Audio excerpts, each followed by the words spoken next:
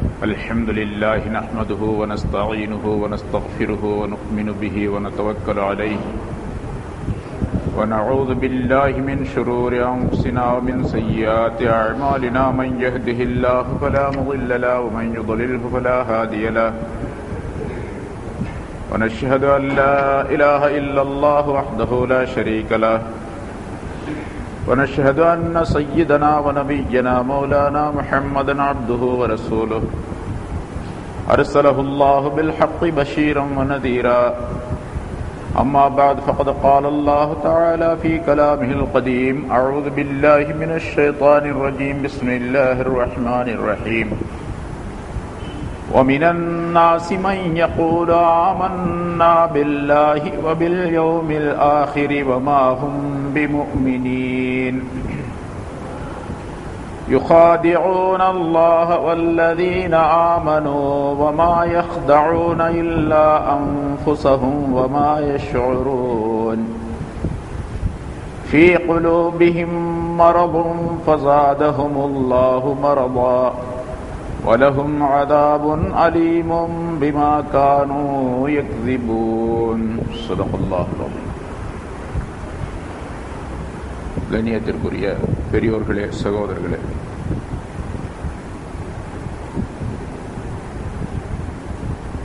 அல்லாஹு தஆலாவுடைய பேரருளால் 25வது வாரமாக தஃப்சீருடைய இந்த தொடர் பயான் இப்பொழுது ஆரம்பிக்கப்படுகிறது. இதற்கு முன்னதாக சொல்லப்பட்ட ஆயத்துகளில் மூமின்களை பற்றியுள்ள பல விளக்கங்களும் காஃபிர்களை பற்றியுள்ள சில விளக்கங்களும் சொல்லப்பட்டன. இதற்கு முன்னால் 7 ஆயத்துகள் சூரத்துல் பக்கராவிலிருந்து சொல்லப்பட்டிருக்கின்றது. 5 ஆயத்துகளிலே ஆரம்பத்தில் மூமின்களை பற்றி அல்லாஹ் தஆலா குறிப்பிட்டான். பிறகு 2 ஆயத்துகளிலே காஃபிர்களை பற்றி சொல்லி காட்டினான். அடுத்து வரக்கூடிய ஒரு 13 ஆயத்துகளிலே இந்த காஃபிர்களுக்கும் மூமின்களுக்கும் இடைப்பட்ட ஒரு கூட்டத்தினர் இருக்கின்றார்கள். அவர்கள் முனாஃபிகீன்கள் என்பதாக சொல்லப்படும். வெளித்தோற்றத்திலே ஈமான் கொண்டதாக சொல்லிக் கொள்ளுவார்கள். ஆனால் இதயத்தில் அவர்களுக்கு குஃப்ராகிறது நிறைந்திருக்கும். இந்த முனாஃபிகீன் என்று சொல்லப்படக்கூடிய மனிதர்கள் இந்த காஃபிர்களை விட மிக கொடியவர்கள், கடுமையான தன்மை உடையவர்கள்.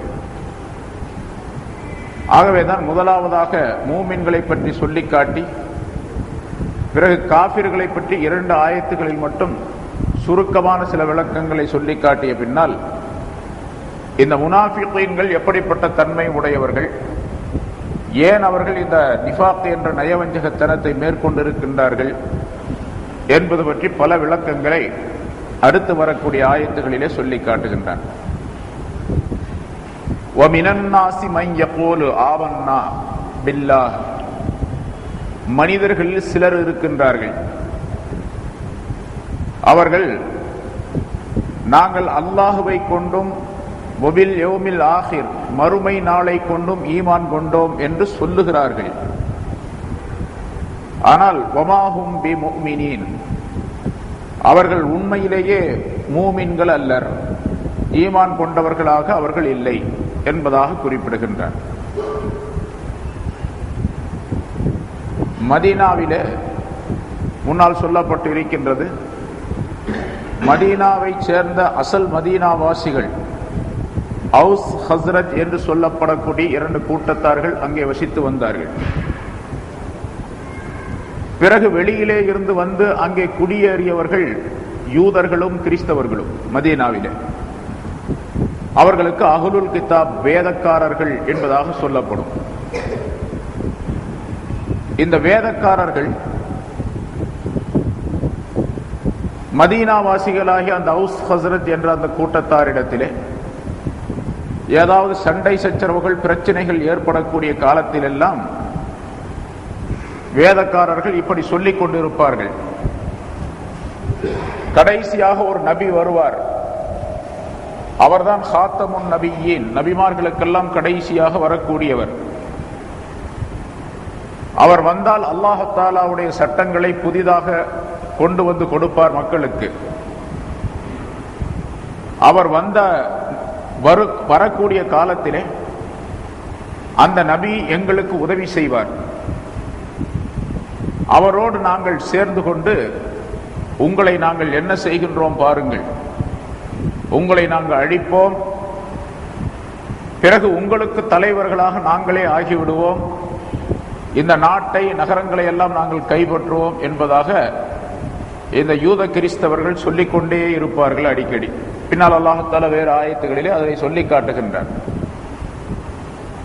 ஆனால் ரசூலுல்லாஹி ஸல்லல்லாஹு அலைஹி வஸல்லம் அவர்கள் மக்காவிலே நபியாக அவர்கள் ஆக்கப்பட்டு பிறகு மதீனாவுக்கு வந்து சேர்ந்த பொழுது இந்த நபியை பார்த்த உடனேயே அவர்களுக்கு ஒரு விதமான பொறாமை ஏற்பட்டு விட்டது. அந்த வேதக்காரர்களுக்கு அவர்கள் நபியாக, கடைசி நபியாக வருவது என்பது தங்களுடைய இனத்திலிருந்தே வர வேண்டும் என்பதாக நினைத்துக் கொண்டிருந்தார்கள். பனி இஸ்ராயேல் என்று சொல்லப்படக்கூடிய இஸ்ரவேலர்களுடைய சமூகத்திலிருந்தே அந்த நபி கடைசியாக தோன்றுவார். ஏனென்றால் முன்னால் பனி இஸ்ரவேலர்கள் இருந்தால் ஏராளமான நபிமார்கள் வந்திருக்கின்றார்கள், பல ஆயிரக்கணக்கான நபிமார்கள் இப்ராஹிம் அலைஹிஸ்ஸலாம் அவர்களுக்கு பின்னால். எனவே இந்த கடைசி நபியும் நம்முடைய இனத்தில் தான் தோன்றுவார் என்பதாக நினைத்து கொண்டு உறுதி கொண்டிருந்தார்கள். ஆனால் அல்லாஹ் தஆலா அதற்கு நேர் மாறாக இஸ்மாயில் அலைஹிஸ்ஸலாம் அவர்களுடைய வழியில் இருந்து ஒரே ஒரு நபியாக, கடைசி நபியாக, நபி இப்ராஹிம் அலைஹிஸ்ஸலாம் அவர்களுக்கு 2 குழந்தைகள், ஒருவர் இஸ்ஹாக் மற்றொருவர் இஸ்மாயில். இஸ்ஹாக் அலைஹிஸ்ஸலாம் அவர்கள் வழியாக யாக்கூப் அலைஹிஸ்ஸலாம் அவர்களிலிருந்து சந்ததிகளை அல்லாஹ் தஆலா உற்பத்தி செய்து பல ஆயிரக்கணக்கான நபிமார்களை இஸ்ஹாக் அலைஹிஸ்ஸலாம் அவர்கள் வழியாக இந்த உலகத்திலே தோற்றுவித்தார். அவர்கள் எல்லாம் பனி இஸ்ரவேலர்கள் என்பதாக அறிமுகப்படுத்தப்பட்டார்கள். ஆனால் நபி இஸ்மாயில் அலைஹிஸ்ஸலாம் அவர்கள் மூலமாக அல்லாஹ் தஆலா நபிமார்களை யாரையும் அனுப்பவே இல்லை. கடைசியாக ரசூலுல்லாஹி ஸல்லல்லாஹு அலைஹி வஸல்லம் அவர்கள் மட்டுமே நபியாக வந்தார்கள். அந்த தொடரிலே இஸ்மாயில் அலைஹிஸ்ஸலாம் அவருடைய வழியில். இப்பொழுது அந்த ரசூலுல்லாஹி ஸல்லல்லாஹு அலைஹி வஸல்லம் அவர்கள் குறைஷியர்களில் இருந்து, பனு ஹாஷிம் கிளையில் இருந்து இவர்கள் தோன்றினார்கள் என்பதாக இவர்கள் அறிந்தவுடனேயே அதை ஏற்றுக்கொள்ள மறுத்தார்கள். தங்களுடைய இனத்திலிருந்தான் வர வேண்டும் என்று நம்பிக்கொண்டிருந்தவர்கள் மாறாக ஆக்கப்பட்டு விட்டதின் காரணமாக அவர்களுக்கு ஒரு விதமான பொறாமை ஏற்பட்டு விட்டது. பல இடங்களில் அல்லாஹ் குர்ஆனிலே சொல்லி காட்டுகின்றார். அந்த பொறாமையின் காரணமாக ரசூலுல்லாஹி ஸல்லல்லாஹு அலைஹி வஸல்லம் அவர்களை ஏற்றுக்கொள்ள தயங்கி விட்டார்கள். ஆனால் ரசூலுல்லாஹி ஸல்லல்லாஹு அலைஹி வஸல்லம் அவர்களுக்கு மதீனாவாசிகளாய அந்த அவுஸ் ஹஸ்ரஜ் என்ற கூட்டத்தாரெல்லாம் மிக அதிகமாக ஆதரவு தந்து ஈமானிலே அதிகமாக அவர்கள் இணைந்து விட்ட காரணத்தினால் அவர்களை எதிர்க்கவும் அவர்களால் முடியவில்லை. எதிர்க்க முடியாத பொழுது எப்படியாவது இந்த நபியையும் நபியை சார்ந்தவர்களையும் வீழ்த்த வேண்டும், அவர்களுக்கு இடையூறு செய்ய வேண்டும், இந்த இஸ்லாத்தை அழிக்க வேண்டும் என்றெல்லாம் எண்ணினார்கள். அவர்களிலே அப்துல்லாஹ் இப்னு உபை என்று ஒருவன், அந்த மனிதன் அந்த கூட்டத்தாருக்கு தலைவனாக இருந்தான். ரசூலுல்லாஹி ஸல்லல்லாஹு அலைஹி வஸல்லம் அவர்கள் வந்த பின்னால் இந்த அவுஸ் ஹஸ்ரஜ் என்ற கூட்டத்தினர், மதீனாவாசிகள் நபி அவர்களை பின்பற்ற ஆரம்பித்தவுடனே அவனுடைய தலைமைத்தனத்துக்கு ஆபத்து வந்துவிட்டது. எப்படி அவனை முன்னால் மதித்துக் கொண்டிருந்தார்களோ, அவன் சொல்லுவதை எல்லாம் கேட்டார்களோ, அதுபோன்று இப்பொழுது கேட்பது கிடையாது. அந்த மனிதனுக்கு அவனுக்கு ரசூலுல்லாஹி ஸல்லல்லாஹு அலைஹி வஸல்லம் அவர்களின் மீதும் இந்த இஸ்லாத்தின் மீதும் முஸ்லிம்களின் மீதும் அதிகமான பொறாமை ஏற்பட்டு விட்டது. அவன் என்ன செய்தான் என்று சொன்னால், நேரடியாக இந்த நபியை நாம் எதிர்க்க முடியாது, முஸ்லிம்களை தாக்க முடியாது, ஆகவே எப்படியாவது இவர்களை அழிப்பதற்கு, இவர்களை இல்லாமலாக்குவதற்கு ஏதாவது தந்திரம் செய்ய வேண்டும் என்பதாக நினைத்து இந்த முடிவை மேற்கொண்டார். நாளுக்கு நாள் அதிகமாக முஸ்லிம்கள் வளர்ந்து கொண்டே வந்ததனால் நாமும் முஸ்லிம் போன்று நடித்துக் கொள்ளுவோம், உள்ளே அந்த இஸ்லாத்தை ஏற்றுக்கொள்ளாத நிலையை மேற்கொள்வோம் என்பதாக முடிவு செய்து தனக்கு ஒரு கூட்டத்தை சேர்த்து கொண்டார். அப்துல்லா இப்னு உபை என்பவரும் அவனை சார்ந்தவர்கள். அந்த மனிதன் விஷயமாகத்தான், அந்த முனாஃபிகீன்கள் விஷயமாகத்தான் அல்லாஹ் தஆலா இந்த ஆயத்தை இறக்கி வைத்தார். ஓ மினன் நாசி மன் யகூல், மனிதர்கள் சிலர் இப்படி சொல்பவர்கள் இருக்கின்றார்கள், ஆமன்னா பில்லாஹி வ பில் யௌமில் ஆகிர், அல்லாஹ்வை கொண்டும் கியாமத் நாளை கொண்டும் நாங்கள் ஈமான் கொண்டோம் என்று சொல்லுகிறார்கள். ஆனால் உண்மையிலே அவர்கள் மூமின்களா? வமாஹும் பிமூமினீன், அவர்கள் மூமின்கள் அல்லர் என்பதாக அல்லாஹ் தஆலா குறிப்பிடுகின்றார். இந்த மாதிரி உள்ளொன்று வைத்து புறம் ஒன்று பேசுவது, எதை வாயிலே சொல்லுகின்றார்களோ அதற்கு நேர் மாறான கருத்து மனதிற்குள்ளே இருப்பது, இதற்கு பெயர் நிஃபாக் என்பதாக சொல்லப்படும், நயவஞ்சகத்தனம். நிஃபாக் என்ற வார்த்தையிலிருந்து பிறந்ததுதான் முனாஃபிக் என்பது. முனாஃபிக் என்ற வார்த்தையினுடைய பன்மை வார்த்தை தான் முனாஃபிகூன் அல்லது முனாஃபிகீன் என்பதாக சொல்லப்படும். இந்த நிஃபாக் என்பது இல்ஹாருல் கைரி வ இஸ்ராருஷ் ஷர் என்பதாக அதுக்கு விளக்கம். நன்மையான விஷயங்களை வெளிப்படுத்துவது, தீமையான விஷயங்களை உள்ளே மறைத்து வைத்திருப்பது. வெளியே நல்ல விஷயங்களை சொல்லுவார்கள், ஆனால் தீமைகளை உள்ளே நெஞ்சுக்குள்ளே மறைத்து வைத்திருப்பார்கள். இது மதீனா வாசிகளிலே இந்த யூத சமூகத்திலிருந்து, இப்படிப்பட்ட யூதர்களிலிருந்து, வேதக்காரர்கள் என்பவர்கள் யூதர்களும் கிறிஸ்தவர்களும் சேர்ந்தவர்கள், ஆனால் இந்த முனாஃபிகீன்கள் யூதர்களில் இருந்து தோன்றினார்கள்.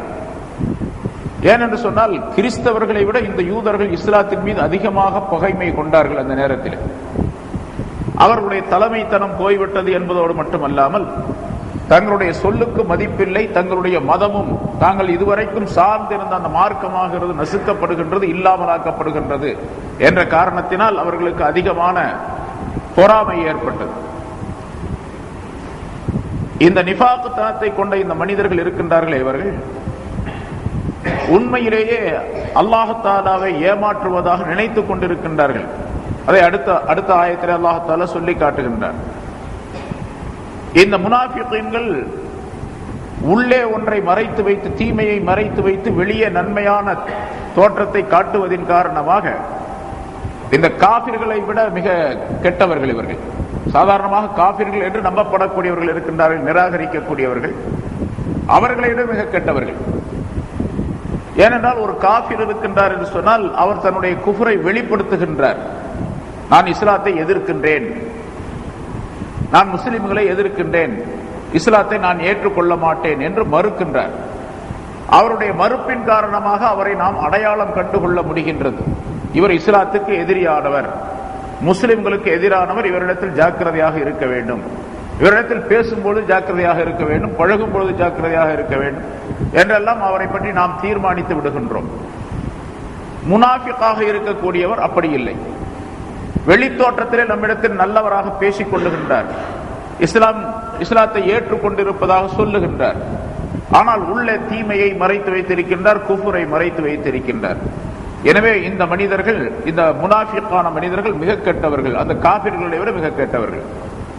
அதனால்தான் அல்லாஹ் தஆலா காபிர்களை விட அதிகமாக அவர்களுக்கு தன்னுடைய கோபத்தையும் தன்னுடைய தண்டனையும் வழங்குகின்றார்.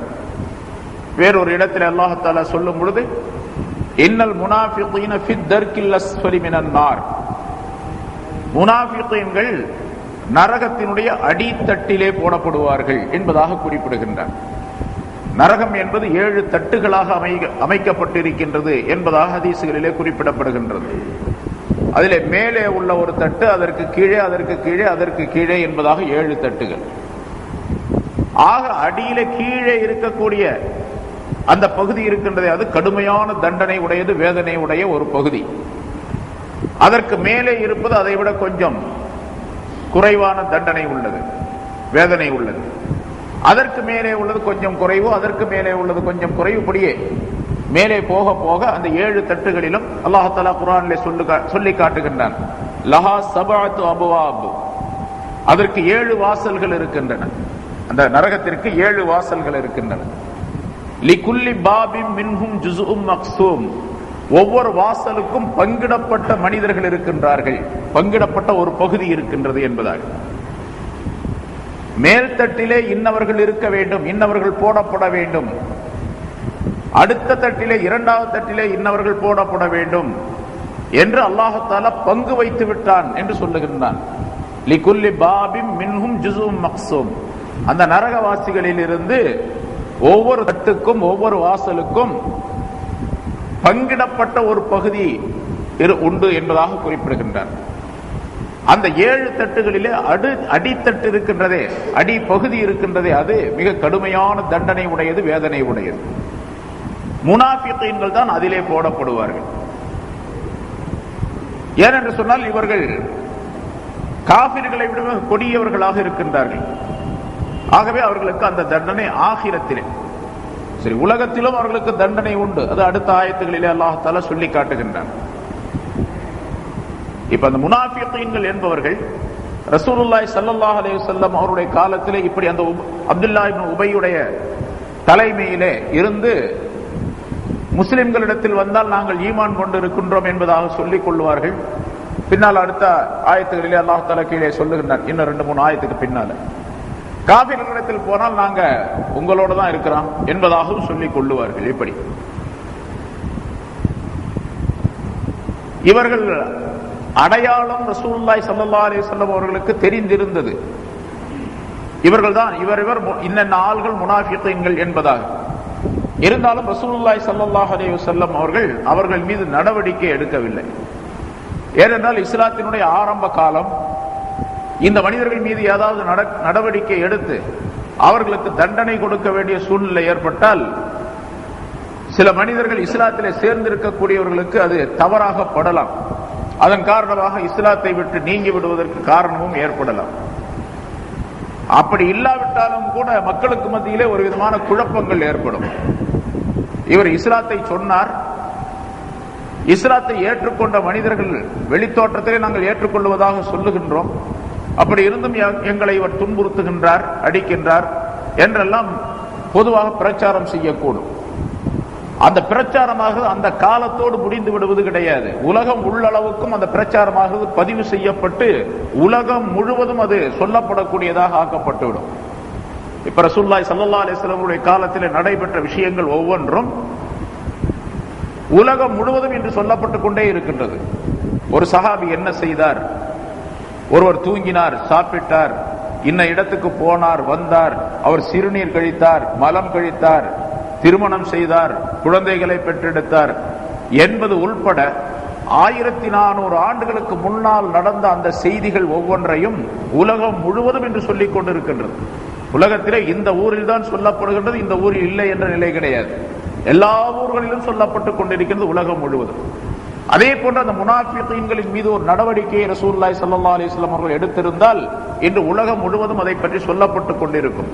அப்பொழுது இது இஸ்லாத்தின் மீது துவேஷமான ஒரு கண்ணோட்டம், நேர்மையாக இருக்கக்கூடிய நேரத்திலே துவேஷமான கண்ணோட்டம் இப்பொழுது நடைபெற்றுக் கொண்டிருக்கின்றது. ஸல்லல்லாஹு அலைஹி வஸல்லம் அவர்கள் மீது நடவடிக்கை எடுத்து அவர்களுக்கு ஏதாவது தண்டனை வழங்கி, அல்லது நீங்கள் இஸ்லாத்திற்குள்ளே வரக்கூடாது, நீங்கள் முஸ்லிம்கள் அல்ல என்பதாக வெளிப்படையாகவே சொல்லி, நீங்கள் மஸ்ஜிதிற்கெல்லாம் வரக்கூடாது, தொழக்கூடாது என்பதாக எல்லாம் சொல்லி இருந்தால் அது பெரிய பிரச்சனையாக ஆக்கப்பட்டு இஸ்லாத்தின் மீது உள்ள நம்பிக்கை, நபியின் மீது உள்ள நம்பிக்கையாகிறது குறைந்துவிடும் அல்லது போய்விடும் அறவே. அப்படிப்பட்ட ஒரு சூழ்நிலை ஏற்பட்டுவிடும். ஆகவே அல்லாஹ் தஆலா அடிக்கடி இந்த மனிதர்கள் ரகசியமாக இந்த முஸ்லிம்களை விட்டும் நபியை விட்டும் அப்பால் போன நேரத்தில் என்னென்ன பேசிக் கொள்ளுகிறார்கள் என்பதை பற்றி அடிக்கடி அல்லாஹ் தஆலா வஹீயின் மூலமாக அறிவித்துக் கொண்டே இருந்தான். நபியே, இவர்கள் இப்படி இருக்கின்றார்கள், இப்படி இருக்கின்றார்கள், இன்ன திட்டம் போடுகின்றார்கள் என்றெல்லாம் அல்லாஹ் தஆலா சொல்லிக் கொண்டே இருந்தான். ரசூலுல்லாஹி ஸல்லல்லாஹு அலைஹி வஸல்லம் அவர்கள் மறைமுகமாக போடப்படக்கூடிய அந்த திட்டத்தை வெளிப்படையாக சொல்லி விடுவார்கள். உடனே அந்த மக்கள், அந்த முனாஃபிகீன்கள் தோல்வி அடைந்து விடுவார்கள். அந்த திட்டத்திலே அல்லாஹ் சொல்லி காட்டிடுவான் வஹீயின் மூலமாக. உடனே அதை வெளிப்படுத்துவார்கள். ஆக நம்ம போட்ட ரகசியமா போட்ட திட்டம் தெரிஞ்சு வச்சு அதை விட்டுறோம், வேற பார்ப்போம் என்று வேறொரு திட்டத்தை போடுவார்கள். அதுக்கு ஒரு சில நாள் ஆகும், 1 மாசம் 2 மாசம் 6 மாசம் கழிச்சு திரும்ப அந்த திட்டத்தை அல்லாஹ் தஆலா அறிவித்து கொடுப்பான். அதையும் சொல்லிடுவாங்க ரசூலுல்லாஹி ஸல்லல்லாஹு அலைஹி வஸல்லம். இப்படி பல இடங்களிலே குர்ஆன்ல அல்லாஹ் தஆலா சொல்லி காட்டுகின்றார். ஆக அந்தந்த நேரங்களிலே அல்லாஹ் தஆலா அவர்களை பற்றி சொல்லி எச்சரிக்கை செய்து இஸ்லாத்தையும் நபியையும் காப்பாற்றினான். அதற்கு ஒரு வலுவை அல்லாஹ் தஆலா கொடுத்தார். மேலும் இந்த அப்துல்லா இப்னு உபை இப்னு சுலூல் என்ற இந்த மனிதன் முனாஃபிகீன்களுக்கு தலைவனாக இருந்தவன். பத்ருடைய போரிலும் கூட கலந்து கொண்டான். பத்ர் போரிலும் கூட கலந்து கொண்டான். கலந்து கொண்டவன் போரை அது மும்முரமாக செய்யவில்லை. அந்த மனிதன் அந்த நேரத்திலே சில நிகழ்ச்சிகள் எல்லாம் ஏற்பட்டன. பிறகு அடுத்த ஆண்டு உஹது போர் நடைபெற்றது. உஹது போருக்காக வேண்டி புறப்பட்டு வந்த 300 எண்ணிக்கையுள்ள இந்த முனாஃபிகீன்கள் பிறகு தாங்கள் கலந்து கொள்ள முடியாது என்பதாக சொல்லி அங்கிருந்து பிரிந்து வந்து விட்டார்கள். அதையெல்லாம் பின்னால் உள்ள ஆயத்துகளிலே அல்லாஹ் தஆலா சொல்லி காட்டுகின்றான். இப்படியெல்லாம் போரிலும் கூட கலந்து கொண்டான். இருந்தாலும் மனதுக்குள்ளே குஃபரை மறைத்து வைத்திருந்தான் அந்த மனிதன், அவனும் அவனை சார்ந்தவர்கள். அப்துல்லா இப்னு உபை என்ற அந்த முனாஃபிகீன்களுடைய தலைவன் இறந்து விட்டான். இறந்து விட்ட நேரத்திலும் கூட ரசூலுல்லாஹி ஸல்லல்லாஹு அலைஹி வஸல்லம் அவர்கள் அந்த மனிதனுக்காக வேண்டி ஜனாஸா தொழ வைத்தார்கள். தொழ வைக்க போகக்கூடிய நேரத்திலே ஹஜ்ரத் உமர் ரலியல்லாஹு அன்ஹு அவர்கள் ஸல்லல்லாஹு அலைஹி வஸல்லம் அவர்களை தடுத்து நிறுத்தினார்கள். யா ரசூலல்லாஹ், இவன் சரியான முனாஃபிக்குடைய தலைவன் என்பதாக உங்களுக்கு அறிவிக்கப்பட்டு இருக்கின்றது, தெளிவாக தெரியும். நீங்கள் போய் தொழ வைக்க போகின்றீர்களே என்பதாக சொல்லி தடுத்தார்கள் உமர் ரலியல்லாஹு தஆலா அன்ஹு அவர்கள். ஸல்லல்லாஹு அலைஹி வஸல்லம் அவர்கள் அதையும் கேட்கவில்லை. உமர் ரலியல்லாஹு அவர்களை தள்ளிவிட்டு அவர்களை நிராகரித்து போய் தொழ வைத்தார்கள். உடனடியாக அல்லாஹ் தஆலா உமர் ரலியல்லாஹு தஆலா அவருடைய அபிப்பிராயத்திற்கு ஆதரவாக ஆயத்தை இறக்கி வைத்தார். யார் தெளிவாக முனாஃபிகீன் என்று தெரிந்து விடுகின்றதோ அந்த மனிதருக்கு நேர் தொழ வைக்க கூடாது என்பதாக அல்லாஹ் தஆலா வலா துஸல்லி அலைஹிம், அவர்கள் மீது நீர் தொழ வைக்காதீர் என்பதாக சொல்லி அல்லாஹ் தஆலா கட்டளை அனுப்பினார். ஆனால் ரசூலுல்லாஹி ஸல்லல்லாஹு அலைஹி வஸல்லம் அவர்கள் தொழ வைத்ததின் காரணமாக, தொழ வைத்ததோடு மட்டுமல்லாமல் அந்த உபை, அப்துல்லா இப்னு உபை என்ற அந்த மனிதன் அவன் இறந்து விடக்கூடிய நேரத்திலே தன்னுடைய மகனிடத்தில் ஒரு வசியத்து செய்து விட்டு சென்றான், இறந்தான். நான் இறந்து விட்ட பின்னால் ரசூலுல்லாஹி ஸல்லல்லாஹு அலைஹி வஸல்லம் அவர்களிடத்தில் சொல்லி அவர்களுடைய சட்டையை எனக்கு கஃபராக நீ பயன்படுத்துவாயாக என்பதாக சொல்லி சென்றான். அதே மாதிரி ரசூலுல்லாஹி ஸல்லல்லாஹு அலைஹி வஸல்லம் தங்களுடைய முபாரக்கான சட்டையையும் கொடுத்தார்கள். அதன் மூலமாக கஃனிடப்பட்டது. ரசூலுல்லாஹி ஸல்லல்லாஹு அலைஹி வஸல்லம் அவர்கள் தொழ வைத்தார்கள். பிறகு அடக்கம் செய்யப்பட்டது. அடக்கம் செய்யக்கூடிய இடத்திலும் ஸல்லல்லாஹு அலைஹி வஸல்லம் அவர்கள் இருந்தார்கள். பிறகு அல்லாஹ் தஆலா சட்டமிட்டு விட்டான் குர்ஆனின் மூலமாக, இனி யாருக்கும் அப்படி தொழ வைக்க கூடாது என்பதாக. ஆனால் ஸல்லல்லாஹு அலைஹி வஸல்லம் அவர்கள் அப்படி அந்த மனிதனுக்கு தொழ வைத்ததின் காரணமாக மிகப்பெரிய மாற்றங்கள் ஏற்பட்டு விட்டன, மிகப்பெரிய நன்மைகள் ஏற்பட்டு விட்டன. அந்த மனிதனுடைய அவனுடைய மகன் அப்துல்லா என்பவர், அவர் பெயரும் அப்துல்லா. அந்த அப்துல்லா என்பவர் தன்னுடைய தந்தையுடன் சேர்ந்து கொண்டு முனாஃபிக்காக இருந்து கொண்டிருந்தார். தன்னுடைய தந்தைக்கு தொழ வைத்த இந்த நிகழ்ச்சியை பார்த்த பொழுது உண்மையிலே அவருடைய மனதிலே ஒரு விதமான பயம் ஏற்பட்டு விட்டது. உடனடியாக அந்த நிஃபாக் என்ற நயவஞ்சகத்தனத்தை விட்டுவிட்டு தௌபா செய்து நல்ல முஸ்லிமாக, சுத்தமான பரிசுத்தமான முஸ்லிமாக அந்த மனிதன் மாறிவிட்டார்.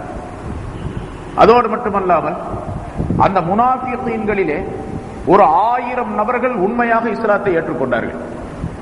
அந்த நேரத்தில் ரசூலுல்லாஹி ஸல்லல்லாஹு அலைஹி வஸல்லம் அவர்கள் ஜனாஸா தொழ வைத்து முடித்த அதே நேரத்தில் ஒரு 1000 நபர்கள் தங்களுடைய நிஃபாக் என்ற நயவஞ்சகத்தனத்தை விட்டுவிட்டு அசலாக இஸ்லாத்தை பின்பற்றி மூமின்களாக ஆகக்கூடிய ஒரு நிலையை அல்லாஹ் தஆலா ஏற்படுத்தி விட்டார். இந்த லாபங்கள் எல்லாம் ரசூலுல்லாஹி ஸல்லல்லாஹு அலைஹி வஸல்லம் அவர்களுக்கு மறைமுகமாக தெரிந்திருந்த காரணத்தால் அந்த நேரத்தில் தொழ வைத்தார்கள்.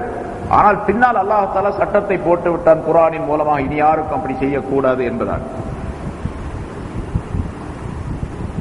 அப்படிப்பட்ட ஒரு சூழ்நிலை, அந்த அடையாளம் வஹீயை கொண்டு அந்த அடையாளத்தை ஸல்லல்லாஹு அலைஹி வஸல்லம் அவர்கள் தெரிந்து கொண்டிருந்தார்கள்.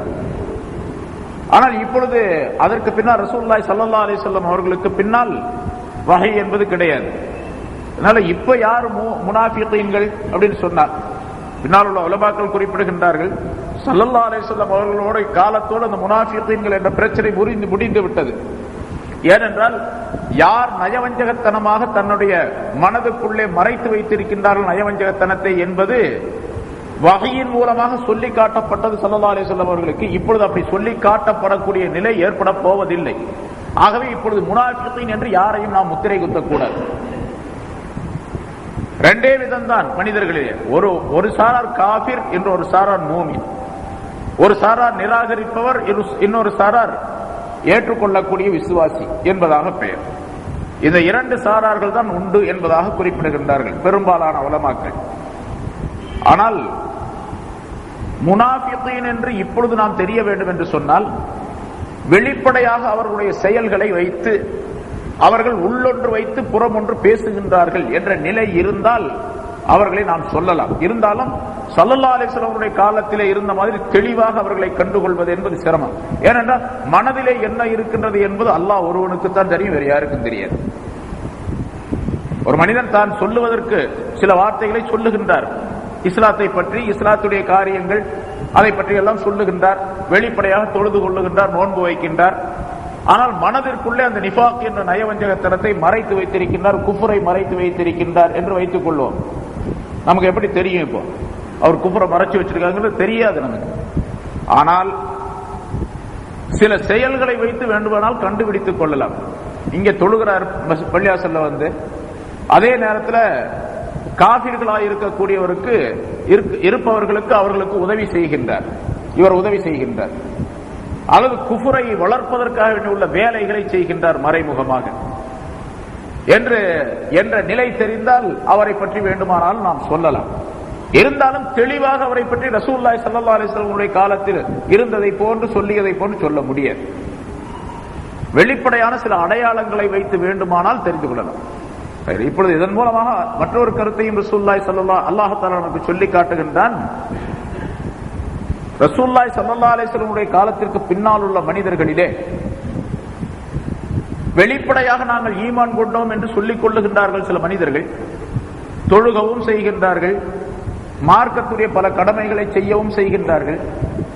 ஆனால் மனதிலே இந்த இஸ்லாத்தை பற்றி, ஈமானை பற்றி, அல்லாஹ் ரசூலை பற்றி அல்லது தீனுடைய காரியங்களை பற்றி ஒரு மகத்துவம் அவர்களுடைய உள்ளத்திலே கிடையாது. ஏதோ தொழுகிறார், ஏதோ சொன்னதுக்காண்டி தொழுகிறாங்க, தொழுகணும்னு ஒன்றும் பெரிய கட்டாயம்லாம் ஒன்றும் கிடையாது, இருந்தாலும் அல்லாஹ் சொல்லியிருக்கிறான், ரசூல் சொல்லியிருக்காங்க, தொழுகிறோம் என்று சொல்லுகின்றார். இவர் உண்மையிலேயே நிஃபாக் உடையவர் தான் என்று அவருடைய அந்த வாசகத்தின் மூலமாக, செயலின் மூலமாக நாம் தெரிந்து கொள்ளலாம். ஆனால் அப்படி இருந்தாலும் கூட அவரை மூமின் அல்ல என்பதாக சொல்லி இஸ்லாத்தை விட்டு ஒதுக்கி விடுவதற்கு யாருக்கும் அதிகாரம் கிடையாது. அவர் மூமின் அல்ல என்று சொல்ல முடியாது. ஏனென்றால் அசலாக அவருடைய உள்ளத்திலே என்ன இருக்கின்றது என்பதை அல்லாஹ் ஒருவன் தான் தெரிந்தவர். அல்லாஹ் ரசூலுல்லாஹி ஸல்லல்லாஹு அலைஹி வஸல்லம் அவருடைய காலத்திலே தெளிவாக சொல்லி அல்லாஹ்வே அவர்களை பற்றி சாட்சி சொல்லுவதாகவும் குறிப்பிடுகின்றார். ஒரு ஆயத்திலே சொல்லும் பொழுது, இதா ஜாஅக்கல் முனாஃபிகூன காலு இன்னக லரசூலுல்லாஹ், இதா ஜாஅக்கல் முனாஃபிகூன காலு நஷ்ஹது இன்னக லரசூலுல்லாஹ், முனாஃபிகீன்கள் நபியே உம்மிடத்தில் வந்தால் ரசூலுல்லாஹி ஸல்லல்லாஹு அலைஹி வஸல்லம் அவர்களை பார்த்து சொல்லுகின்றார்கள், இன்னக லரசூலுல்லாஹ், நபியே நீங்கள் நிச்சயமாக அல்லாஹ்வுடைய தூதர் தான் என்று நாங்கள் சாட்சி சொல்லுகிறோம் என்பதாக அவர்கள் உங்களிடத்தில் சொல்லுகின்றார்கள். அல்லாஹ் தஆலா சொல்லி காட்டுகின்றான், முனாஃபிகீன்கள் நபி அவர்களிடத்தில் வந்து நிச்சயமாக நீங்க ரசூலுல்லாஹ் தான், அல்லாஹ்வுடைய தூதர் தான் அப்படின்னு சொல்றாங்க, அதுக்கு நாங்க சாட்சி சொல்லுகிறோம் அப்படின்னு சொல்றாங்க.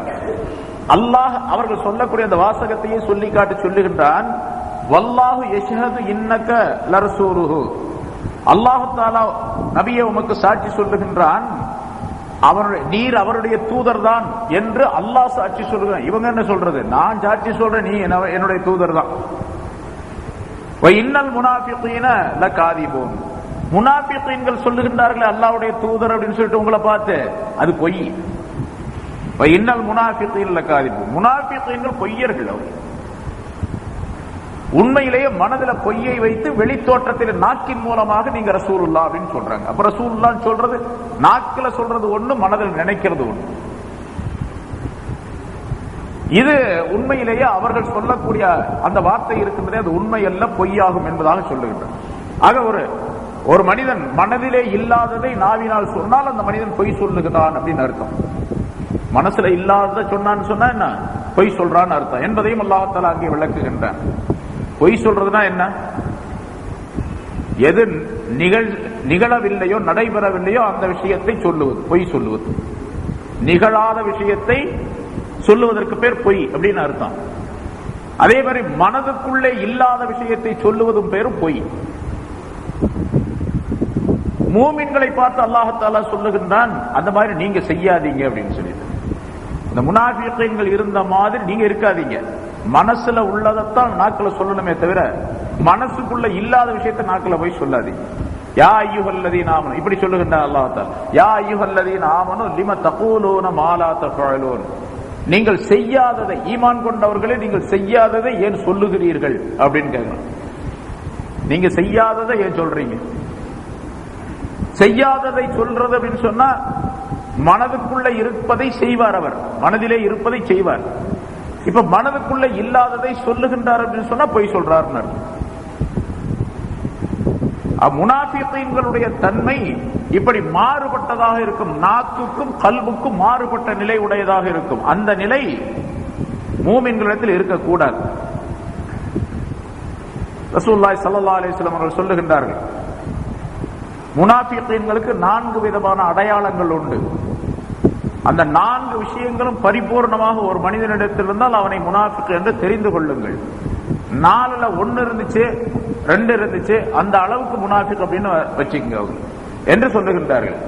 அர்பஉன் மன் குன்ன ஃபீஹி கான முனாஃபிகன் ஹாலிஸா, 4 கருத்துக்கள், 4 விஷயங்கள் எவரிடத்தில் இருக்கின்றனவோ அவர் சுத்தமான முனாஃபிக், நயவஞ்சகன். ومن كانت فيه خصلة منهن كان فيه خصلة منهن, எவரிடத்தில் அந்த 4லே ஒரு குணம் இருக்கின்றதோ அவர் அந்த நிஃபாக்தனத்தில் இருந்து ஒரு குணம் அவரிடத்தில் இருக்கின்றது அப்படின்னு அர்த்தம். அவர் அந்த குணத்தை விட்டுவிடும் வரைக்கும் பரிசுத்தமான மனிதராக ஆக முடியாது என்ற கருத்தை ஸல்லல்லாஹு அலைஹி வஸல்லம் சொல்லிவிட்டு அந்த 4 குணங்களை சொல்லுகின்றார்கள். இதஅதுமின கான, அவர் நம்பிக்கை கொள்ளப்பட்டால், நம்பிக்கை வைக்கப்பட்டால் அதற்கு மோசடி செய்வார். ஏதாவது ஒரு விஷயத்தில் அவர் நம்புறோம், அந்த நம்பிக்கை வைக்கப்பட்டால் அவர் மோசடி செய்வார். ஒரு பொருளை கொடுத்து நம்பிக்கையாக கொடுக்கிறோம், அப்போ மோசடி செய்திருவார். மோசடி செய்யக்கூடிய தன்மை முனாஃபிகீனுடையது, முனாஃபிகளை சேர்ந்தது. ஒரு பொருளை கொடுப்போம் அல்லது ஏதாவது ஒரு விஷயத்தை சொல்லுவோம், ஒரு காரியத்தை சொல்லுவோம், அதுக்கெல்லாம் மோசடி செய்திடுறார். ஒரு வியாபாரத்தில் கூட்டாளியாக சேர்க்கிறோம், ஷேர், அதுல மோசடி.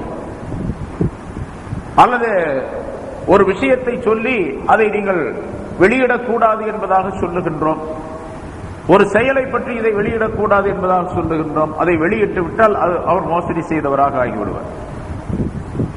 இதெல்லாம் மோசடி என்பதாக சொல்லுவது. இரண்டாவதாக இதா ஹத்தஸ கதப, அவர் பேசினால் பொய் பேசுவார், உண்மையே பேச மாட்டார். பேசினா பொய் தான் பேசும் வந்தால். மூன்றாவது இதா ஆஹத வதர, உடன்படிக்கை செய்தால் அதை முறிப்பார், அதற்கு மோசடி செய்வார். ஏதாவது ஒரு உடன்படிக்கை, 2 பேரும் உடன்படிக்கை செஞ்சுக்கிட்டாங்க, அந்த உடன்படிக்கையை முறிச்சிடுவார், அதை சரியாக நிறைவேற்ற மாட்டார். வைதா ஹாசம ஃபஜர, தர்க்கம் செய்தால், விவாதம் செய்தால் பாவமான விஷயங்களை சொல்லுவார். ஏதாச்சும் பிரச்சனை ஏற்பட்டு விவாதம், வாய் விவாதம், தர்க்கம் ஏற்படுது. இந்த தர்க்கம் செய்யக்கூடிய நேரத்தில் நியாயமான முறையில் பேசின தர்க்கத்தை, தர்க்கம் செய்யக்கூடிய நேரத்திலும் கூட ஒரு மூமினான மனிதனுடைய வாயிலிருந்து பொய் வந்துவிடக் கூடாது. தவறான வார்த்தைகள், அசிங்கமான வார்த்தைகள், அருவருப்பான வார்த்தைகள் எல்லாம் வந்துடக்கூடாது. தர்க்கம் செய்யக்கூடிய நேரத்திலும் கூட தர்க்கம் செய்யும் பொழுது அந்த மனிதன் பாவமான வார்த்தைகளை சொல்லுவான், பாவமான விஷயங்களை பேசுவான், சொல்லுவான், செய்வான், எல்லாம் செய்வான். இந்த 4 குணங்களும் 4 தன்மைகளும் முனாஃபிகீன்களுடையது. இந்த 4 குணங்களும் ஒரு மனிதனிடத்தில் பரிபூர்ணமாக இருந்தால் சுத்தமான முனாஃபிக் அவர். 4ல 1 இருந்துச்சு, அந்த அளவுக்கு அவர் முனாஃபிக், நயவஞ்சகத்தனம் உடையவராக இருக்கின்றார் என்று ஸல்லல்லாஹு அலைஹி வஸல்லம் அவர்கள் சொல்லி காட்டுகின்றார். சரி, இந்த 4 இந்த முனாஃபிக், இந்த நிஃபாக் என்ற இந்த தன்மை இருக்கின்றது, இது எதனால் வருகின்றது என்று சொன்னால் இதனுடைய விளைவு பொறாமை. பொறாமையின் காரணமாக ஏற்படக்கூடியதுதான் இது அசல்ல. அந்த பொறாமை, இந்த நிஃபாக் வந்த பிறகு அந்த பொறாமையாகிறது வளர்ந்து விடுகின்றது, அதிகமாகி விடுகின்றது.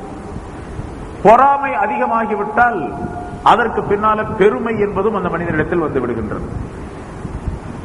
பிறகு உலகத்தினுடைய பேராசையும் வந்து விடுகின்றது.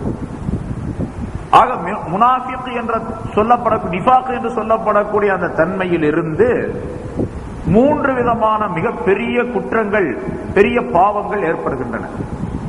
ஒன்று உலகத்தினுடைய பேராசை, ஹிர்ஸ். மற்றொன்று ஹசது, பொறாமை. மூன்றாவது கிபர், பெருமை. உலமாக்கள் குறிப்பிடுகின்றார்கள், இந்த 3 தீய குணங்கள் எவரிடத்தில் வந்து விடுகின்றனவோ அந்த 3லிருந்து வேறு ஒரு விதம் 6 விதமான தீய குணங்கள் மறுபடியும் வரும். 6 விதமான குணங்கள். பேராசை இருக்கின்றது. அதன் காரணமாக அந்த மனிதனுக்கு பொருளுடைய ஆசை, பதவியினுடைய ஆசை, தலைமைத்தனத்தினுடைய ஆசை, இதெல்லாம் வரும். தலைமைத்தனம், பொருள் அதிகமா இருக்கணும் அப்படின்னு பொருளுடைய ஆசை வரும். பதவி ஆசை, ஏதாவது ஒரு பதவியில ஒட்டிக்கிட்டு இருக்கணுங்கிற ஆசை வரும். அந்த அப்துல்லா இப்னு உபை இப்னு சுலூல் என்று சொல்லக்கூடிய அந்த மனிதன், அவனுடைய பதவி பறி போய் விடுகின்றது என்ற காரணத்தால், தலைமைத்தனம் போய் விடுகின்றது என்ற காரணத்தினால்தான் அவனுக்கு அந்த பொறாமை ஏற்பட்டது. பொறாமையின் காரணமாக அந்த தலைமைத்தனம் இருக்க வேண்டும் என்று நினைத்தான் அந்த மனிதன். அதனால் நயவஞ்சகமாக செயல்படக்கூடிய நிலை அவனுக்கு ஏற்பட்டது. பிறகு அதே போன்று வயிறு நிரம்ப சாப்பிட வேண்டும். எப்பொழுதுமே வயிறு நம்பி இருக்கணும். எப்பவுமே வயிறு நிரம்பினா என்ன வரும்? தூக்கம் அதிகமா வரும். அப்ப தூங்கணும், நல்லா சுகமாக இருக்கணும், ராஹத். இந்த 3 தீய குணங்களும் மறுபடியும் ஏற்படும்.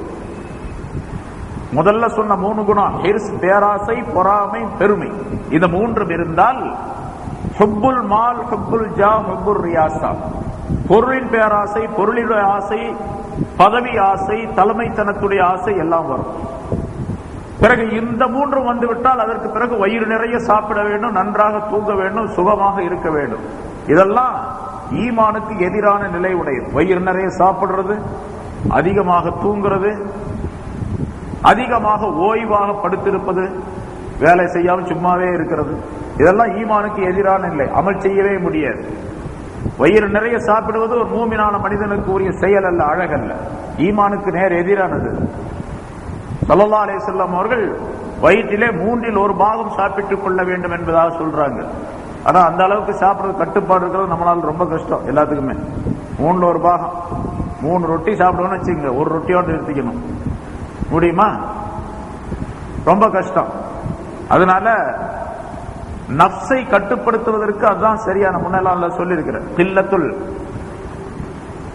தாம், கில்லத்துல் மனாம், கில்லத்துல் கலாம் என்பதாக சூஃபியாக்கள் சொல்லக்கூடிய கருத்து.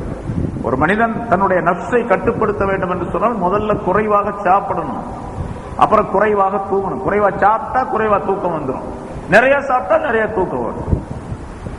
அப்புறம் கில்லத்துல் கலாம், ரொம்ப கம்மியாக பேசுவது, வீண் பேச்சுக்கள் பேசாமல் இருப்பது. இது ஒரு மூமினான மனிதனுக்கு கட்டாயமான நிலை. இந்த 3 குணங்களும். வயிறு நிறைய சாப்பிட்டாரு, அப்புறம் தூக்கம் நிறைய வரும். தூக்கம் நிறைய வந்து சொன்னா இமாம் கஸாலி ரஹ்மத்துல்லாஹி வரிசையாக சொல்லி காட்டுகின்றார்கள். ஒரு மனிதன் அதிகமாக சாப்பிடுவதின் காரணமாக தூக்கம் அதிகமாக வரும். தூக்கம் அதிகமாக வந்துச்சுன்னா, ரொம்ப நேரம் தூங்கினா சைத்தான் ரொம்ப விளையாடுவான். அவன்கிட்ட சைத்தான் விளையாண்டா அப்படின்னு சொன்னா, ராத்திரி நேரத்தில் தூங்கினா அல்லது பகல் நேரத்தில் தூங்கினா அப்படின்னு சொல்லிட்டு எந்த இடத்துல இருக்காது. அவனுக்கு குளிக்க வேண்டிய கட்டாயம் ஆகி போயிடும். அப்படி குளிக்க வேண்டிய கட்டாயமான போன பின்னால தண்ணி இல்லாமல் இருந்தா அந்த நேரத்தில் தொழுகையும் போயிடும். உனக்கு தொழுகிறவரா இருந்தா குளிச்சுட்டு தொழுகணும். தண்ணி இல்லாத ஊரா இருக்குன்னு வச்சுங்க, அரபு நாடு மாதிரி, அந்த காலத்துல உள்ள மாதிரி, அதான் தண்ணி கிடைக்காத சூழ்நிலை என்று சொன்னால் தொழுகையும் போயிடும் இந்த மனிதனுக்கு. பிறகு அதன் காரணமாக பல வேலைகள் தடைபட்டு போயிடும். சரி, அப்படி அதிகமாக வயிறு நிறைய சாப்பிடுவதன் காரணமாக மனோ இச்சை அதிகமாகும். பிறகு மனோ இச்சை அதிகமாகிவிட்டால் பெண்களுடைய நாட்டம் அந்த மனிதனுக்கு அதிகமாகும். பிறகு தன்னுடைய கண்களால், காதுகளால், மற்ற உறுப்புகளால் தவறான எண்ணங்களை, தவறான பார்வைகளை பார்க்க வேண்டிய, கேட்க வேண்டிய சூழ்நிலை அந்த மனிதனுக்கு ஏற்பட்டுவிடும். இப்படியே வரிசையா நிறைய சொல்றாங்க. கண்கள் செய்யக்கூடிய பாவங்கள், காதுகளினால் விளையக்கூடிய பாவங்கள், கைகளினால் ஏறக்கூடிய பாவங்கள், மனதினால் நேரக்கூடிய பாவங்கள், இவை அனைத்தும் வயிற்ற நிரப்புறதுனாலதான் வர்றது. ஸல்லல்லாஹு அலைஹி வஸல்லம் அவர்கள் இப்படி சொல்லுகின்றார்கள், ஒரு மனிதன் நிரப்பி வைக்கக்கூடிய பாத்திரங்களிலே ரொம்ப கெட்டது வயிறு தான் அப்படிங்கிறாங்க. எத்தனையோ பாத்திரத்தை நிரப்புறோம், கிளாஸ் நிரப்புறோம், டீயில சாப்பாட்டை நிரப்புறோம், சட்டியில, எப்படி பல பாத்திரங்கள் இருக்குது, பொருள்களை நிரப்புறோம். அதுல ரொம்ப கெட்ட பாத்திரம் வயிறு தான், நிரப்பி வைக்கக்கூடிய பாத்திரங்கள். ஒரு மனிதன் ஆதமுடைய மகனுக்கு கட்டாயம் தேவை என்று சொன்னால் அவனுடைய முதுகு எலும்பு நேராக நிமிர்ந்து நிற்கும் அளவுக்கு அவன் சாப்பிட்டுக் கொள்ள வேண்டும். அதாவது வயிற்றிலே 1/3 பாகம் சாப்பிட்டுக் கொள்ள வேண்டும், 1/3 பாகம் தண்ணீர் குடிக்க வேண்டும், மீதி 1/3 பாகத்தை காலியாக வைத்துக் கொள்ள வேண்டும். அப்பதான் அங்க ஜிக்ரு போயிட்டு வரும். இல்லாட்டி உள்ள எதுவுமே போகாது, வயிற்றை நிரப்பிட்ட என்று ஸல்லல்லாஹு அலைஹி வஸல்லம் அவர்கள் சொல்லுகின்றார். சரி, இங்க அதை பத்தி நிறைய விஷயங்கள் பின்னால் நிறைய வரும், பின்னால சொல்லுவோம். இங்க அந்த நிஃபாக் என்ற அந்த தன்மையின் காரணமாக அசல்ல பொறாமை ஏற்படுகின்றது, அப்புறம் பேராசை ஏற்படுகின்றது, அப்புறம் பெருமை ஏற்படுகின்றது. பிறகு அதிலிருந்து பொருளுடைய ஆசை, பதவி ஆசை, தலைமைத்தனத்துடைய ஆசை, அப்புறம் அதிலிருந்து வயிறு நிரம்ப சாப்பிடுறது, சுகமா இருக்கிறது, அதிகமா தூங்குறது, இப்படிப்பட்ட பிரச்சனைகள்லாம் தீமைகள்லாம் வந்து சேர்ந்துருது. இது நிஃபாக் என்ற அந்த நயவஞ்சகத்தனத்தினால் வரக்கூடிய பல்வேறு தீமைகள், 9 விதமான தீமைகளை அங்கே குறிப்பிடுகின்றார். அத்தனை தீமைகளும் அதனால் வந்து சேர்ந்தது. அதனால இப்ப அந்த நிஃபாக் என்ற தன்மை யாரிடத்திலாவது இருக்கக்கூடிய ஒரு சூழ்நிலை இருந்தால் அதை விட்டு பாதுகாப்பு தேடிக்கொண்டே இருக்க வேண்டும். அல்லாஹ் ஸல்லல்லாஹு அலைஹி வஸல்லம் நிறைய துஆக்களை சொல்லி காட்டுகின்றார்கள். நிஃபாக் என்ற அந்த நயவஞ்சகத்தனத்தை விட்டு நான் உன்னிடத்தில் பாதுகாப்பு தேடுகின்றேன் அப்படின்னு கேட்டுக்கணும். அதே போன்று யார் நிஃபாக் உடையவர்களாக இருக்கின்றார்களோ அவர்களை விட்டும் பாதுகாப்பு தேடுகின்றேன். அவங்களோட சேரவும் கூடாது.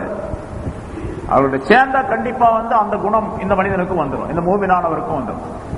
ஒரு நல்ல மனிதனும் ஒரு தீய மனிதனும் சேரும் பொழுது நல்ல மனிதனுடைய குணங்கள் தீய மனிதனுக்கு வராது அதிகமா, அது ரொம்ப கம்மி. அந்த மாதிரி தீய மனிதனுடைய குணங்கள் தான் நல்ல மனிதனுக்கு ஒட்டிக்கும் சீக்கிரமா.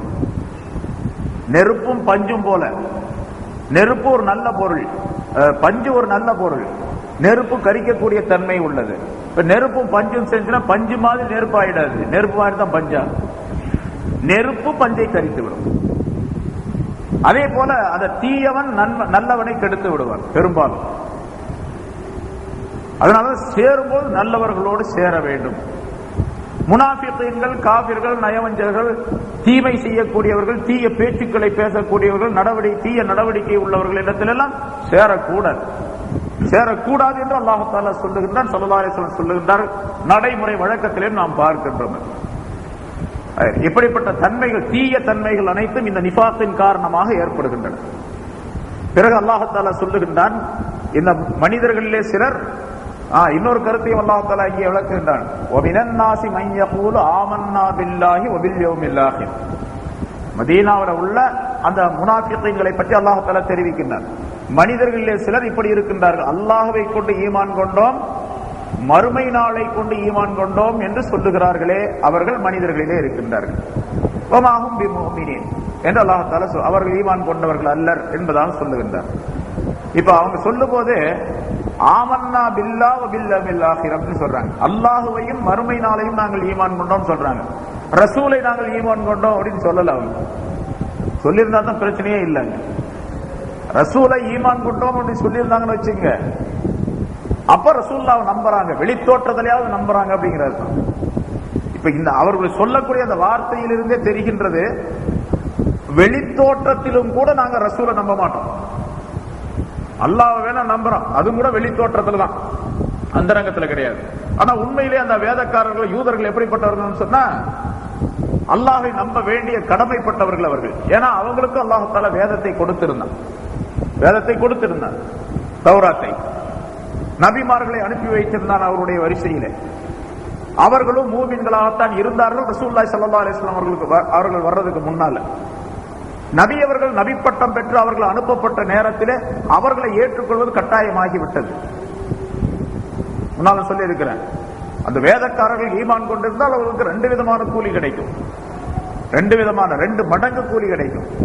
ஒன்று அவர்களுடைய வேதங்களை நம்பி அவர்களுடைய வேதத்தின்படி அவர்கள் மூமின்களாக இருந்ததற்காக வேண்டி, இன்னொன்று புதிதாக இந்த நபியை நம்பி இந்த சட்டத்தை ஏற்றுக்கொண்டதற்காக வேண்டி. யுத்திக்கும் கிஃப்லைனி மிர் ரஹ்மத்திஹி அப்படின்னு சொல்றான் அல்லாஹ் தஆலா. 2 மடங்கு கூலி அவர்களுக்கு வழங்கப்படும். தன்னுடைய ரஹ்மத்திலிருந்து 2 மடங்கை அல்லாஹ் தஆலா கொடுப்பான் என்பதாக சொல்லுகிறார். ஆனா அவர்கள் அப்படி செய்யாததின் காரணமாக அவர்கள் அசலாக 1 மடங்கு கூலி பெறக்கூடிய நிலையும் கூட இழந்து விட்டார்கள். ஏனென்று சொன்னால், இந்த மார்க்கம் கொண்டு வரப்பட்ட பின்னால், ரசூலுல்லாஹி ஸல்லல்லாஹு அலைஹி வஸல்லம் அவர்கள் வந்த பின்னால் முந்தின மார்க்கத்தை கட்டாயமாக மாற்றியாக வேண்டும். முந்தின மார்க்கத்தை இந்த மார்க்கம் மாற்றிவிட்டது. முந்தின வேதங்களை எல்லாம் இந்த வேதம் மாற்றிவிட்டது. ஏன்னா மாற்றப்பட்ட பின்னால் திரும்பவும் அசலா அந்த பழைய இதிலேயே அந்த மனிதர்கள் இருந்து கொண்டிருப்பது இருக்கின்றதே, அது இல்லாமல் இருப்பதை போன்றுதான். ஏன்னா அல்லாஹ்வை நாங்கள் நம்புகின்றோம் என்று சொன்னவர்கள், அல்லாஹ் தஆலா குர்ஆன்ல வேறொரு இடத்திலே சொல்லுகின்றான், உஸைர் என்ற ஒரு மனிதரை அவர்தான் அல்லாஹ் என்பதாக சொன்னார், அல்லது அல்லாஹ்வுடைய மகன் என்பதாக சொன்னார்கள் என்று குறிப்பிடுகின்றார். வகாலத்தில் யஹூது உஸைர் இப்னுல்லாஹ், யூதர்கள் சொன்னார்கள் உஸைர் அல்லாஹ்வுடைய மகன் என்று சொன்னார்கள். வகாலத்தின் நஸாரல் மஸீஹ் இப்னுல்லாஹ், கிறிஸ்தவர்கள் சொன்னார்கள் மஸீஹானவர் அல்லாஹ்வுடைய மகன் என்பதாக சொன்னார்கள். ஈசா அலைஹிஸ்ஸலாம் அல்லாஹ்வுடைய மகன் என்று சொன்னார்கள் என்று அல்லாஹ் தஆலா குறிப்பிடுகின்றார். இப்ப அல்லாஹ்வை ஏற்றுக்கொண்டோம் என்று சொல்லுவதற்கு அதுவும் பொய் தான். சரி, மறுமை நாளை ஏற்றுக்கொண்டோம் என்று சொல்லுகின்றார்களே, அதுவும் பொய் தான்.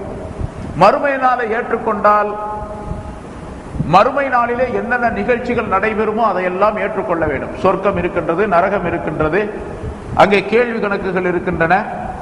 கேள்வி கணக்குகளை கட்டாயமாக கணக்கு கொடுத்தாக வேண்டும். பிறகு நன்மை தீமை எடை போடப்படுவது, சிராத் முஸ்தகீம் என்ற பாலத்திலே நடந்து செல்வது, இன்னும் அந்த மஹ்ஷருடைய மைதானத்திலே என்னென்ன நிகழ்ச்சிகள் நடைபெறும் என்பதாக சொல்லப்பட்டிருக்கும், அதெல்லாம் ஏற்றுக்கொள்றதில்லை. எங்களெல்லாம் அல்லாஹ் தஆலா கேள்வி கணக்கு கேட்கவே மாட்டான், நாங்களாம் நேர சொர்க்கத்துக்கு போயிடுவோம் என்று சொல்லிக் கொண்டிருந்தார்கள். இப்ப அந்த விஷயத்தில் அவர்கள் பொய்யர்கள் தான். நஹ்னு அப்னாஉல்லாஹி வ அஹிப்பாஹு அப்படின்னு சொன்னாங்களாம். நாங்க அல்லாஹ்வுடைய செல்ல பிள்ளைங்க, அல்லாஹ்வுக்கு ரொம்ப பிரியமானவர்கள் நாங்க. நஹ்னு அப்னாஉல்லாஹி வ அஹிப்பாஹு, அவருடைய ரொம்ப மஹப்பத்தானவங்க நாங்கெல்லாம். அதனால எங்களை அல்லாஹ் தஆலா எந்த தண்டனையும் கொடுக்க மாட்டான், எந்த கேள்வி எங்களுக்கு கிடையாது. சரி, அப்படி ஒரு சமயம் கொடுக்கிறதா இருந்தால் ஒரு 40 நாளைக்கு வேணா நரகத்துல போடலாம் எங்களை அப்படின்னு சொன்னாங்க. அது என்ன 40 நாள் கணக்கு? மூசா அலைஹிஸ்ஸலாம் தௌராத் வேதத்தை பெறுவதற்காக வேண்டி தூர் சீனா என்ற மலைக்கு சென்ற பொழுது அந்த சாமிரி என்ற மனிதனுடைய தூண்டுதலின் காரணமாக காளை மாட்டை தெய்வமாக வணங்கி கொண்டிருந்தார்கள் அந்த மக்கள் அங்க வச்சு. அது ஒரு 40 நாள் நடந்துச்சு மூசா அலைஹிஸ்ஸலாம் போயிட்டு வர்ற வரைக்கும். அது தப்பு தான் நாங்க செஞ்சது, எங்க மூதாதையர்கள் செஞ்சது. இவங்க சொல்றாங்க எங்க மூதாதையர்கள் செஞ்சது தப்பு தான், அதனால அப்படி ஒரு நரகத்துல போட வேண்டிய ஒரு சூழ்நிலை வந்துச்சு அப்படின்னு சொன்னா வராது. வந்ததுன்னா ஒரு 40 நாள் அவ்வளவுதான், அதுக்கு பின்னால் நாங்க சொர்க்கத்துக்கு தான் போயிடுவோம் என்று சொல்லக்கூடிய நிலை அவர்களுக்கு. இப்ப ஆகிரத்தை பற்றி உள்ள நம்பிக்கையும் அவர்களுக்கு கிடையாது. அதையும் வெளி தோற்றத்தில் தான் சொல்றாங்க. ஆமன்னா பில்லாஹி வ பில் யௌமில் ஆகிர் என்று அல்லாஹ் தஆலா சொல்லி காட்டுகின்றார். வமா, அதனாலதான் கடைசியில் என்ன சொன்னா, வமாஹும் பிமுமினீன், அவர்கள் மூமின்களே அல்ல, ஈமான் கொண்டவர்களாகவே அவர்கள் இல்லை என்பதாக சொல்லுகின்றார். இங்க வமாஹும் பிமுமின் அரபி வார்த்தையில அவர்கள் ஆமன்னா பில்லாஹ், அல்லாஹை நாங்கள் நம்பினோம் என்று சொல்லுகின்றார்கள். மா ஆமனு, அவர்கள் ஈமானே கொள்ளலை என்று சொல்லணும். வாசகம் சொன்னா அது பாஸ்ட் டென்ஸ் ஆக, அதாவது இறந்த காலமாக சொல்லி அந்த வார்த்தையை, ஆமன்னா அப்படிங்கிறது இறந்த காலம். அதே மாதிரி அவர்கள் ஈமான் கொள்ளவில்லை என்று சொன்னால் மா ஆமனு, அவர்கள் ஈமான் கொள்ளவில்லை அப்படின்னு பாஸ்ட் டென்ஸா சொல்லி இருக்கணும். அப்படி சொல்லாம அல்லாஹ் தஆலா பெயர் சொல்லாக இந்த மூமினீன் என்ற வார்த்தையை போட்டு, அந்த பெயர் சொல் இருக்கின்றதை வினை சொல்லை விட உறுதியான அமைப்பு கொண்டது. அரபியில பெயர் சொல் வினை சொல்லை விட பெயர் சொல் இருக்கின்றது, அது ரொம்ப உறுதியான அமைப்பை கொண்டது, உறுதியான தன்மையை காட்டக்கூடியது, நிரந்தரமான தன்மையை காட்டக்கூடியது. அல்லாஹ் தஆலா குர்ஆன்ல பல இடங்களில் சொல்லி காட்டுகின்றான் அந்த மாதிரி உள்ள கருத்துக்களை. வமாஹும் பிமுஃமினீன் அப்படின்னு சொன்னா, இப்ப மா ஆமனு அவர்கள் ஈமான் கொள்ளவில்லை அப்படின்னு சொன்னா, ஈமான் கொண்டோம் என்று சொன்னார்கள், ஈமான் கொள்ளல, இனிமேல் ஈமான் கொள்ளலாம் அப்படிங்கிற அர்த்தம் வந்துடும். இங்க மமாஹும் பிமுஃமினீன் என்று சொல்லி காட்டிய வாசகம் இருக்கின்றது. இதன் மூலமாக இனிமேல் அவங்க எப்பவுமே ஈமான் கொள்ள மாட்டாங்க, ஒரிஜினல் ஈமானுக்கு வரவே மாட்டாங்க. அந்த ஆளுங்க யார் உள்ள மறைச்சு வச்சிருக்கிறாங்களோ, உள்ளத வெளியே ஒண்ணு உள்ள ஒண்ணு இருக்கிறாங்களோ, மனதில் எதை நினைக்கின்றார்களோ அதுக்கு நேர் மாற்றமாக நாவிலே சொல்லுகின்றார்களோ, அவர்கள் எப்பொழுதுமே ஈமான் கொள்ள மாட்டார்கள். இது இஸ்திம்ரார், நிரந்தரமாக என்ற தன்மையை என்ற கருத்தை கொடுக்கக்கூடியது வமாஹும் பிமுஃமினீன் என்ற வாசகம். அதே போன்று இந்த ஆயத்தாகிறது மற்றொரு கருத்தையும் சொல்லி காட்டுகின்றது நமக்கு. வமாஹும் பிமுஃமினீன், அவர்கள் வெளித்தோற்றத்தில் நாக்கில சொல்றாங்க ஆமன்னா நாங்கள் ஈமான் கொண்டோம் சொல்றாங்க. அல்லாஹ் சொல்றான் வமாஹும் பிமுஃமினீன், அவர்கள் மூமின் அல்ல அப்படின்னு சொல்றான். இந்த ஆயத்தை அறிவிக்கின்றது எந்த மனிதர் கல்வை கொண்டு மட்டும், கல்விலே உண்மைப்படுத்தவில்லை, நாக்கில மட்டும் சொல்றார் ஆமன்னா அப்படின்னு நாங்கள் ஈமான் கொண்டோம் சொல்றார், அந்த மனிதர் மூமினே அல்ல.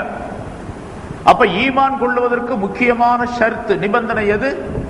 கல்வில் மனதிலே ஈமான் கொள்ள வேண்டும், மனதிலே உறுதிப்படுத்த வேண்டும். மனதில உறுதி இல்ல, வெளி தோற்றத்தில் சொல்லுகின்றார் அவரெல்லாம் மூமின் அப்படின்னு வச்சுக்கிட்டா, அப்ப கலிமா லா இலாஹன்னு சொல்றவங்க எல்லாம் மூமின் அப்படின்னு வந்துடும். எத்தனையோ பேர் மேடையில பேசும்போது இப்ப இந்த காலத்தில் நம்ம பார்க்கிறோம், இந்துக்கள்ல பல பேர், பெரிய பெரிய ஆளுகள்ல பல அறிஞர்கள்லாம் கலிமால சொல்றாங்க, குரானை ஓதுறாங்க. இந்த மடாதிபதிகள் எல்லாம் பார்த்தீங்கன்னு சொன்னா அங்க மேடையில் நின்றுட்டு குரானுடைய ஆயத்துக்கள்லாம் சரமாரியா ஓதுறாங்க. நிறைய குல்ஹுவல்லா ஓதுறாரு, குல்லாது பிரப்பினாஸ் ஓதுறாரு, குல்யாயுல் காஃபிரூன் ஓதுறாரு நிறைய. அப்புறம் அவரெல்லாம் மோமின்னு சொல்ல வேண்டியது வந்துடும். அவரெல்லாம் மோமின் அல்ல. இப்ப வெளித்தோற்றத்தில் நாவினால் மட்டும் வாசகத்தை சொல்லுவதன் காரணமாக அவர் மோமினாக ஆக முடியாது. சரி, நம்மள சில பேர் இப்படி இருக்கிறாங்க, கலிமாவெல்லாம் சொல்றாரு, எல்லாம் செஞ்சிருக்கிறாரு, வெளி தோற்றத்தில் எல்லாம் செய்யறாரு. ஆனா இஸ்லாத்தை பற்றி, குரானை பற்றி, ரசூலை பற்றி, தீனுடைய விஷயங்களை பற்றி பரிபூர்ணமான நம்பிக்கை அவரிடத்தில் இல்லை. அப்படி சில பேர் இருக்கிறாங்க. எல்லாம் சரிதான், இஸ்லாத்தில் நல்ல விஷயங்கள்லாம் தான் சொல்லப்படுது, இருந்தாலும் அந்த ஜக்காத்து கொடுக்கறது இருக்கு பாருங்க, இது ஒன்றும் சரியில்லை அப்படின்னு சொல்லக்கூடிய சில பேர் இருக்கிறாங்க. ஜக்காத்துடைய அமைப்பே சரியில்லை, அதை கொஞ்சம் மாற்றி அமைக்கணும். எல்லாம் சரிதான், இந்த வட்டி வாங்க வேணாம்னு சொல்ற அமைப்பு இருக்கு, அது சரியில்லை, அது இந்த காலத்துல பொருத்தமா இல்லை. வட்டி வாங்காம வியாபாரமே பண்ண முடியாது, எந்த தொழிலையும் செய்ய முடியாது. உலகத்தினுடைய காரியங்கள் அனைத்தும் நடைபெற வேண்டும் என்று சொன்னா வட்டி எல்லாம் முடியவே முடியாது அப்படின்னு சொல்லி பகிரங்கமா பேசக்கூடிய நம்ம ஆளுகளாம் பெரிய மனிதர்கள் அப்படிங்கிற போர்வையில் இருக்கக்கூடியவங்களாம் நிறைய இருக்கிறாங்க. இப்ப இவங்கெல்லாம் உண்மையிலேயே என்ன இல்ல, உள்ள ஈமான் கிடையாது அப்படிங்கிறது தான். வெளித்தோற்றத்துல லா இலாஹ இல்லல்லாஹ் முஹம்மது ரசூலுல்லாஹ் சொல்லி இருக்கிறாங்க, தொப்பி போட்டுக்கிறாங்க, தொழுக வர்றாங்க, அவ்வளவுதான். ஈமானுடைய அந்தஸ்து என்னன்னு கேட்டா, உள்ள அல்லாஹ் ரசூல் சொன்னதை அத்தனையும் இவருடைய அறிவு ஏற்றுக்கொள்ளுதோ ஏற்றுக்கொள்ளவில்லையோ அதை பத்தி பிரச்சனை எல்லாம் கிடையாது, அதை அப்படியே நம்ப வேண்டும். அதுதான் ஈமான்னே சொல்றது. ஈமான் சொன்னா அல்லாஹ் ரசூல் எதை சொன்னார்களோ அதை அப்படியே ஏற்றுக்கொள்ள வேண்டும். என்னுடைய அறிவு ஒத்துக்கொண்டாலும் சரி, ஒத்துக்கொள்ளாவிட்டாலும் சரி. ரொம்ப பேரை நீங்க நம்ம பார்க்கலாம், அந்த படிச்சவங்க, ரொம்ப படிச்சவங்க, படிச்சவர்கள் அப்படின்னு சொல்லுவாங்க. அவங்க என்னுடைய அறிவு ஒத்துக்கலங்க அப்படின்னு சொல்லுவார். அவர் எல்லாம் சரிதான், என்னுடைய அறிவு ஒத்துக்கல அப்படின்னு சொல்லுவார். ஒவ்வொருத்தரும் ஒவ்வொரு விஷயத்தை தனித்தனியா எடுத்துக்கொள்வார். நமக்கு தெரிஞ்ச ஒரு ஆள் கூட இங்க இருக்கிறார், ஒரு ரொம்ப பெரிய படிப்பாளி, அவர் அதிகமா படிச்சவர். அவர் சொல்றார், இஸ்லாத்தை கொஞ்சம் மாத்தி அமைக்கணும், வாரத்துக்கு ஒரு நாள் மட்டும்தான் தொழுக வருவார், அது வெள்ளிக்கிழமை அல்ல சனிக்கிழமை தொழுக வருவார். அவர் ஏன்னு கேட்டா, எனக்கு சனிக்கிழமை தான் ஓய்வு எனக்கு, அதனாலதான் சனிக்கிழமை தொழுக வரும், வெள்ளிக்கிழமை கூட தொழுக மாட்டார். கரெக்டா அவர் பள்ளியாசலுக்கு வர்றாருன்னா இன்னைக்கு சனிக்கிழமைன்னு விளங்கிக்கலாம். கரெக்டா வருவார், 5 நேரம் தொழுவார், சனிக்கிழமை மட்டும்தான் தொழுவார். இந்த ஜமாத்துக்காரங்க கூட, தப்லீக் ஜமாத்துக்காரங்க போய் கூப்பிட்டா, இந்த நான் முதலே சொல்லியிருக்கிறேன், சனிக்கிழமை வாங்க, உங்க கூட எங்க வேணாலும் வர்றேன், வேற நாள்ல என்னால வர முடியாது. அவர் சனிக்கிழமை தான் அவருக்கு ஜும்மா, அதனால சனிக்கிழமை மட்டும் வருவார். அந்த ஒரு நாள் மட்டும்தான், அதாவது ஒவ்வொரு வேலைக்கும் ஒரு நேரத்தை நான் ஒதுக்கி இருக்கேன். அவர் சொல்றாரு, ஒவ்வொரு வேலைக்கும் ஒரு நேரத்தை நான் ஒதுக்கி இருக்கிறேன். அதே மாதிரி தொழுகிறதுக்கு, இந்த இஸ்லாத்துடைய தீனுடைய காரியங்களை செய்யறதுக்கு ஒரு நாளை ஒதுக்கிட்டேன், வாரத்தில் ஒரு நாள். எப்படி வாரத்தில் ஒரு நாள் சண்டே ஹாலிடே, ஞாயிற்றுக்கிழமை லீவு அப்படின்னு சொல்லப்படுது, அது மாதிரி எனக்கு வாரத்தில் ஒரு நாள் தீனுக்காக வேண்டி லீவு, மற்ற வேலைகள் எல்லாம் விட்டுட்டு என்று சொல்லக்கூடிய இவரெல்லாம் ஈமான்தாரியாக, முழுமையான ஈமான்தாரியாக இருக்க முடியாது. அவர் சொல்றாரு, இஸ்லாம் நிறைய விஷயங்களை சொல்லியிருக்கு, இல்ல கொஞ்சம் கொஞ்சம் இந்த காலத்தில் கொஞ்சம் கொஞ்சம் அப்படி மாற்றம் செய்யணும், எல்லாத்தையும் கொஞ்சம் நூதனமான சில விஷயங்கள்லாம் சேர்க்க வேண்டியது இருக்குது, அதை நான் எழுதிக்கிட்டு இருக்கிறேன், சேர்த்து அப்புறம் சொல்றேன் அப்படின்றாரு ஒரு தடவை. இப்ப அந்த முனாஃபிகீன்கள் எப்படி சொன்னார்களோ, எப்படி நினைத்தார்களோ அதே மாதிரி தன்மை தான் இருக்கின்றது. இது போல நிறைய பேர் இருக்கிறாங்க. அல்லாஹ் தஆலாவுடைய கட்டளைகளை ஏற்றுக்கொள்ளாமல் இருப்பது அல்லது அவருடைய விலக்கல்களை அதை நீக்கிக் கொள்ளாமல் இருப்பது, இந்த இரண்டு தன்மைகள் இருந்தாலும் கூட, இரண்டிலே ஏதாவது ஒன்று இருந்தாலும் கூட அவர் உண்மையான மூமினாக ஆக முடியாது. உண்மையிலேயே கல்வில அந்த நம்பிக்கை வர வேண்டும். அதுதான் மூமின். அந்த மனிதருக்கு பெயர் தான் மூமின் என்பதாக சொல்லப்படும். ஆக நாக்கின் மூலமாக மட்டும் ஒரு மனிதன் ஈமான் கொண்டேன் என்று சொன்னால் அது ஈமானாக ஆகாது. அப்படி ஒரு கூட்டத்தார் இருக்கின்றார்கள். இந்த 72 கூட்டம் சொன்னமே, அதுல கர்ராமியா அப்படின்னு ஒரு கூட்டத்தார் இருக்கிறாங்க. முன்னால சொன்ன 72 கூட்டத்தார்ல கர்ராமியா அப்படின்னு சொல்லி, அந்த கூட்டத்தார்கள் சொல்லுவது, ஒரு மனிதன் வெளி தோற்றத்துல ஆமன்னா பில்லா ஆமன்து பில்லா அப்படின்னு சொன்னா போதுமானது. மனசுல என்ன இருக்கு அதை பத்தி நமக்கெல்லாம் பிரச்சனை இல்லை. மனசுல அவர் உண்மையாக்கினாலும் சரி, உண்மையாக்காவிட்டாலும் சரி, மனதுக்குள்ள எப்படி இருந்தாலும் சரி, வெளி தோற்றத்துல நாக்குல லா இலாஹ இல்லல்லாஹ் முஹம்மது ரசூலுல்லாஹ் கலிமாவை சொன்னார், ஆமன்து பில்லான்னு சொன்னார், முடிஞ்சு போச்சு, அவர் மூமின் தான் என்று சொல்லக்கூடிய ஒரு கூட்டத்தார் இருக்கின்றார்கள். அவர்களுக்கு ரத்து இந்த ஆயத்து, வமாஹும் பிமூமினின் ஆமன்னா பில்லாஹி வபில் யௌமில் ஆகிர் சொல்றாங்க. அவங்க நாங்கள் அல்லாஹ்வையும் ஆகிரத்தையும் நம்பினோம் என்பதாக சொல்லுகின்றார்கள். ஆனா அல்லாஹ் சொல்றான் வமாஹும் பிமூமினின், அவர்கள் மூமின்கள் அல்லர் என்பதாக சொல்லுகின்றார்கள். அவர்கள் மூமின்களாக ஆக முடியாது. சரி, இந்த மூமின்களாக ஆக முடியாது என்ற நிலை இருக்கின்றதே, அது அவர்கள் மூமின்கள் அல்ல அப்படிங்கறத அல்லாஹ் தஆலா தெரிஞ்சிருக்கிறான். ஆனா முடிவு கடைசியை வைத்துத்தான் ஏற்படும். கடைசி நிலையை வைத்துத்தான் முடிவு என்பது அல்லாஹ் தஆலாவிடத்தில் தீர்ப்பளிக்கப்படும். நம்மெல்லாம் மூமின்களா இருக்கிறோம். அல்லாஹ் தஆலா நம்முடைய கடைசி நேரத்தை நல்லதாக்கி வைக்க வேண்டும். ஒவ்வொரு மூமினான ஒவ்வொரு மனிதனுடைய முடிவும் கடைசியை வைத்துத்தான் தீர்ப்பளிக்கப்படும். 100 வயசு ஒருத்தர் இருக்கிறார், எல்லா விதமான ஹராமான காரியங்கள், குஃப்ரான காரியங்கள், ஷிர்கான காரியங்கள் எல்லாத்தையும் செஞ்சுக்கிட்டு இருக்காரு ஒரு ஆள். 100 வயசு. இறந்து விடுவதற்கு, ரூஹு போவதற்கு ஒரு சில நாள்களுக்கு முன்னால், அல்லது ஒரு சில மணி நேரங்களுக்கு முன்னால், அல்லது ஒரு சில நிமிஷங்களுக்கு முன்னால் கலிமாவை சொன்னார். உண்மையிலேயே நான் இதுவரைக்கும் இருந்த 100 வருஷமா வாழ்ந்தது தப்பு தான், குற்றம் தான் என்று உடனே ஒரு சொட்டு கண்ணீர் வடிச்சார், கவலைப்பட்டார். கலிமாவை சொன்னார், மூத்தா போயிட்டார், சொர்க்கம் போயிடுவார். 100 வருஷம் செய்த பாவங்கள் அனைத்தும் அந்த ஒரே ஒரு வினாடி நேரத்தில் ஏற்பட்ட அந்த கலிமாவின் மூலமாக, மாற்றத்தின் மூலமாக அடிபட்டுடும். ஒரு மனிதர் 100 வருஷம் இருந்தார், நிறைய தொழுதார், நோன்பு வச்சார், எல்லாம் செஞ்சாரு, பெரும்பெரிய அமல்லாம் செஞ்சாரு, நிறைய ஹிதுமத்துகள்ல சேவைகள்லாம் செஞ்சாரு, எல்லாத்தையும் செஞ்சாரு.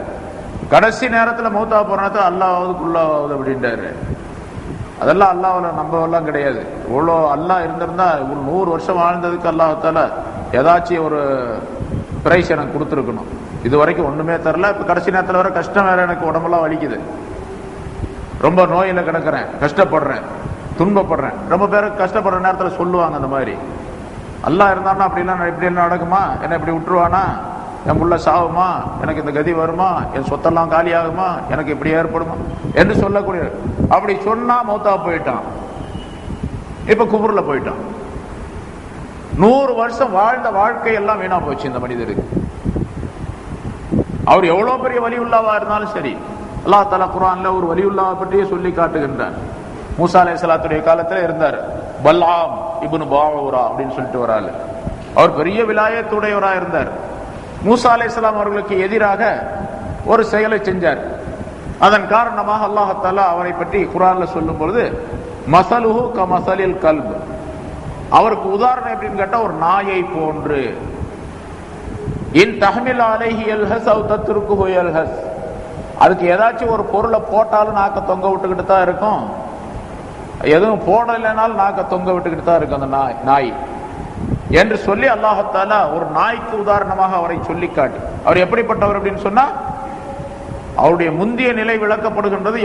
யாராவது ஒருத்தர் அவர்கிட்ட போய் ஏதாவது மசாயில் ஒரு சட்டங்களை கேட்டா உடனடியாக முராகபாவில் இருந்து கொள்வார், ஞான நிலையிலே உட்கார்வார்.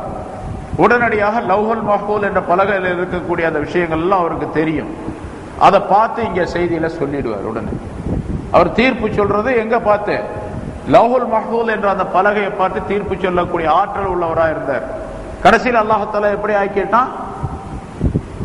அவர் ஒரு நாயை போன்று ஆக்கிவிட்டான். ஈமான் இல்லாமல் மௌத்தானார். ஈமான் அல்லாஹ்தாலா எடுத்துட்டான். பின்னால் அல்லாஹ்தாலா 9வது ஜுஸ்ல அந்த சம்பவத்தை சொல்லி காட்டுகின்றான். அது கடைசியை வைத்துத்தான் மனிதர்களுக்கு முடிவு செய்யப்படும். இன்னமல் ஆமாலு பில் ஹவாத்தீம் என்று ஸல்லல்லாஹு அலைஹி வஸல்லம் சொல்லுகின்றார்கள். அமல்கள் எல்லாம் கடைசி முடிவை கொண்டுதான். அதனால முடிவு நல்லதாக இருக்க வேண்டும் அப்படின்னு துஆ செய்து கொண்டே இருக்க வேண்டும். என்னுடைய முடிவை யா அல்லாஹ் நீ அழகாக்கி வை அப்படின்னு சொல்லணும். என்னுடைய இறுதி முடிவை நீ அழகாக்கி வை.